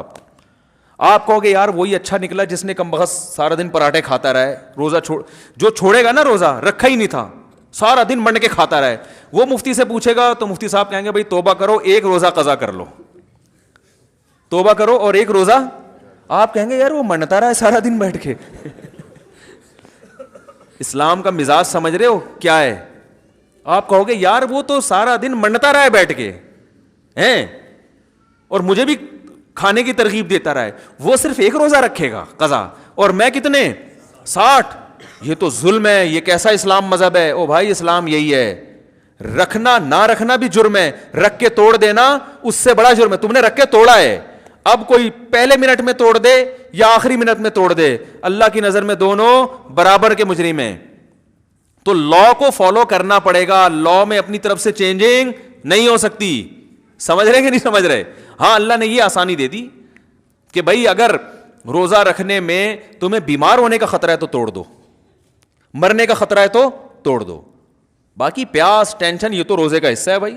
اور پھر جیسے ہی غروب آفتاب ہو جلدی کھاؤ, پھر یہ بھی ترغیب دے دی اللہ نے, دیر نہیں کرو. پھر یہ بھی اللہ نے اپنی یعنی مخلوق پر رحم کیا نا کہ بھائی اور زیادہ ٹینشن میں نہ ہو, اب کھاؤ. تو اور پھر صبح صادق تک کھا سکتے ہو, یہ بھی اجازت دے دی. ورنہ اللہ لمٹ کھانے کی اجازت بھی دے, سارے دن روزہ رکھا ہے تو 2 سموسے کے بعد تیسرے کی اجازت نہیں ہے. کھاؤ بھائی, کلوا مما رزقکم اللہ حلالا طیبا, کھاؤ. تو آسانی رکھی ہے میرے بھائی, لچک نہیں رکھی. سمجھ رہے کہ نہیں سمجھ رہے؟ تو لچک نہیں ہے, ناجائز ہے تو کیا ہے. ہاں کچھ چیزیں اللہ نے خود بتا دیں کہ یہ اس کنڈیشن میں ناجائز ہیں, یہ والی کنڈیشن ہو تو ناجائز ہے ہی نہیں. یہ وہ تو اللہ نے بہت سے, اس لیے خود سے فنٹر گیری نہ شروع کر دیں, علماء سے پوچھ لیا کریں کہ اس مجبوری میں یہ والی چیز میرے لیے جائز ہے یا نہیں. بعض چیزیں اسلام نے خود بتا دیں کہ وہ الاؤ نہیں ہے, لیکن فلاں مجبوری ہو تو وہ جائز ہیں. لیکن جن چیزوں کا اسلام نے کہہ دیا غلط ہے, جب سور کھانا غلط ہے نا, لیکن ایک کنڈیشن میں اللہ نے جا دی, مرنے لگو تو کھا سکتے ہو. اب کیا ہو رہا ہے, لوگ یورپ میں جاتے ہیں, وہاں ان کو حلال نہیں ملتا تو مشینی ذبیحہ کھا رہے ہوتے ہیں. ہم ان کو کہتے ہیں بھائی مشینی ذبیحہ تو جائز نہیں ہے, جو مشین سے ذبح ہو رہی ہے نا مرغیاں, اس پہ اللہ کا نام نہیں لیا جا رہا. انسان اللہ کا نام لے, مشین کے اللہ کے نام لینے سے حلال نہیں ہوگا. کہتے ہیں مجبوری ہے, اب کیا کریں, وہ چکن جو ہے ہمیں یورپ میں کہیں ایسے حلال ملتی نہیں. اس طرح کی نا اسٹائل بھی چینج ہو جاتا ہے ایک دم, چکن اصل میں حلال ملتی نہیں ہے. تو بھائی چکن کھانا مجبوری ہے ہی نہیں اسلام میں, اس کو اللہ نے مجبوری, آپ کی اپنی مجبوریاں, تو پھر تو میرے بھائی پیزا کھانا بھی بہت سے لوگوں کی مجبوری ہے. کتنے لوگ ہیں ہفتے میں پیزا نہ ملے مر جائیں وہ ٹینشن سے, حقیقت ہے نا. وہ پیزے کھا کھا کے خود گول ہو چکے ہیں, پیزا بن چکے ہیں. تو آپ کی اپنی پیدا کردہ مجبوری ہے. اللہ تعالیٰ نے کیا کہا ہے مجبوری کی جو ڈیفائن کیا اللہ نے, فَمَنِ اضْطُرَّ فِي مَخْمَصَةٍ, کہ جو بھوک سے اتنا مجبور ہو جائے, موت کا خطرہ ہو جائے نا اس کو, اضطراری کیفیت ناقابل برداشت ہو جائے, پھر وہ مردار کھا سکتا ہے. اور وہ بھی اللہ نے فرمایا غیر متجانف لإثم, گناہ کی نیت نہ ہو. اور اس میں بھی اللہ نے فرمایا کہ اعتدال سے نہ ہو. اتنی بوٹیاں کھا سکتے ہیں مردار کی کہ آپ کی کمر سیدھی ہو جائے, جان بچ جائے. آپ نے اس کے کباب کوفتے بنا کے مرنا شروع کر دی, اوپر سے کولڈ ڈرنک پی رہے ہیں. تو جو حرام کھا رہے ہیں یورپ میں, امریکہ میں, یو کے میں, حرام گوشت کھا رہے ہیں اور کہہ رہے ہیں مجبوری ہے کہ چکن اصل میں ملتی نہیں حلال, تو وہ بھی 2-4 بوٹیاں تھوڑی کھاتے ہیں, پورے قورمے بنا رہے ہیں, اس کے بریانی بنا رہے ہیں, طبیعت سے روسٹ کر کے کھا رہے ہیں. کہہ رہے ہیں مجبوری میں ہم کیا کر رہے ہیں, حرام کھا رہے ہیں. تو یہ مجبوری نہیں ہے. جب تک روٹی مل رہی ہے, گندم مل رہی ہے, پیٹ میں جا رہی ہے, کوئی بھی ایسی چیز جو پیٹ بھرنے کے لیے کافی ہو, تو آپ حرام کی طرف نہیں جا سکتے. ہاں اللہ نے خود اجازت دے دی, مرنے لگو تو کھا سکتے ہو, تو وہ پھر آپ کے لیے حرام رہتا نہیں ہے, وہ حلال ہو جاتا ہے. تو اگر کوئی مس گیدرنگ میں, شادی میں آپ نہیں جائیں اور جان سے مارنے کا خطرہ ہو کہ آپ کو رشتہ دار گولی مار دیں گے, پھر آپ جائیں. بھائی جان بچانا ہے پہلے کیا ہے. یا جان سے مارنے کا خطرہ تو نہ ہو, ہاتھ پاؤں توڑ دیں گے آپ کے, ابا آپ کے مار کے ہاتھ توڑ دے گا آپ کے, تو پھر ہاتھ بچانے کے لیے آپ شادی میں جا سکتے ہیں. یا ہاتھ پاؤں تو نہیں ٹوٹیں گے, اتنا زیادہ ماریں گے کہ ادھموا کر دیں گے مار کے, تو بھی آپ جا سکتے ہو. ٹھیک ہے نا. ایسی اگر کوئی کنڈیشن نہیں ہے تو پھر یہ جو ہے نا کہ ایکچولی وہ ناراض ہو جائے گا فلانا, تو اس ناراضی کو شریعت نے مجبوری نہیں سمجھا. اس میں جو ناراض ہو رہا ہے وہ غلط کر رہا ہے. قطع رحمی کا, رشتہ داری توڑنے کا گناہ اس کو ہوگا جو اپنی محفل میں گناہ کر کے آپ کو ناراض کر رہا ہے. سمجھ رہے کہ نہیں سمجھ رہے؟ دیکھو ایک بات سنو, اللہ نہ کرے میں ان سے پیسے لے کے کھا جاؤں, اللہ نہ کرے, اور یہ میرے بالفرض سگے بھائی ہوں.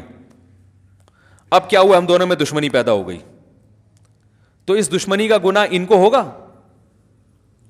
قیامت میں اللہ ان سے پوچھے گا تم نے رشتہ داری توڑی. اللہ یہ کہیں گے اللہ میں نے تھوڑی توڑی ہے, توڑی تو اس نے جس نے میرے سے پیسے چھینے ہیں. تو ہمارے ہاں جو بھی ناراض ہوگا نا, سب اسی پہ ڈال دیتے ہیں کہ یہ رشتہ داری توڑ رہا ہے. بھائی توڑنے میں یہ دیکھو, توڑنے کا ذریعہ کون بن رہا ہے.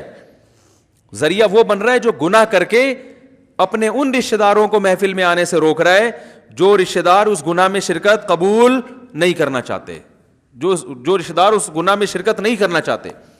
تو اس لیے لچک نہ دکھایا کریں, جتنی لچک اللہ اس کے رسول نے دے دی ہے بس وہ ہمارے لیے کافی ہے. اس سے زیادہ شریعت کو تبدیل کرنے کی ضرورت نہیں ہے, اس پہ مضبوطی دکھانی پڑے گی. اللہ عمل کی توفیق عطا فرمائے.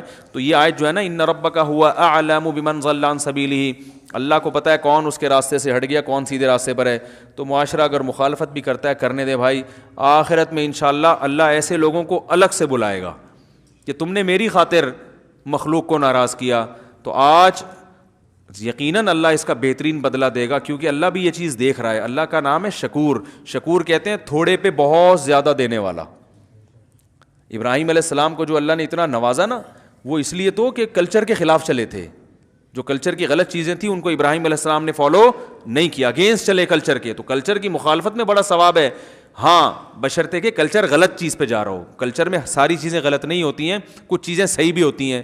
بعض لوگ زیادہ فنٹر بننے میں ہر چیز میں مخالفت شروع کر دیتے ہیں. نہیں یاری میرا خیال بات, ہر چیز میں مخالفت نہیں کر رہی, کلچر کی جو چیزیں ٹھیک ہیں, بلکہ جو اچھی ہیں ان میں تو کلچر کو فالو کرنا چاہیے نا. تو ہمارے کلچر میں بھی کچھ چیزیں اچھی بھی ہیں, کچھ بری بھی ہیں, تو جو اچھی چیزیں ان کو اور پروموٹ کرنا چاہیے, جو بری چیزیں اس میں کلچر کا ساتھ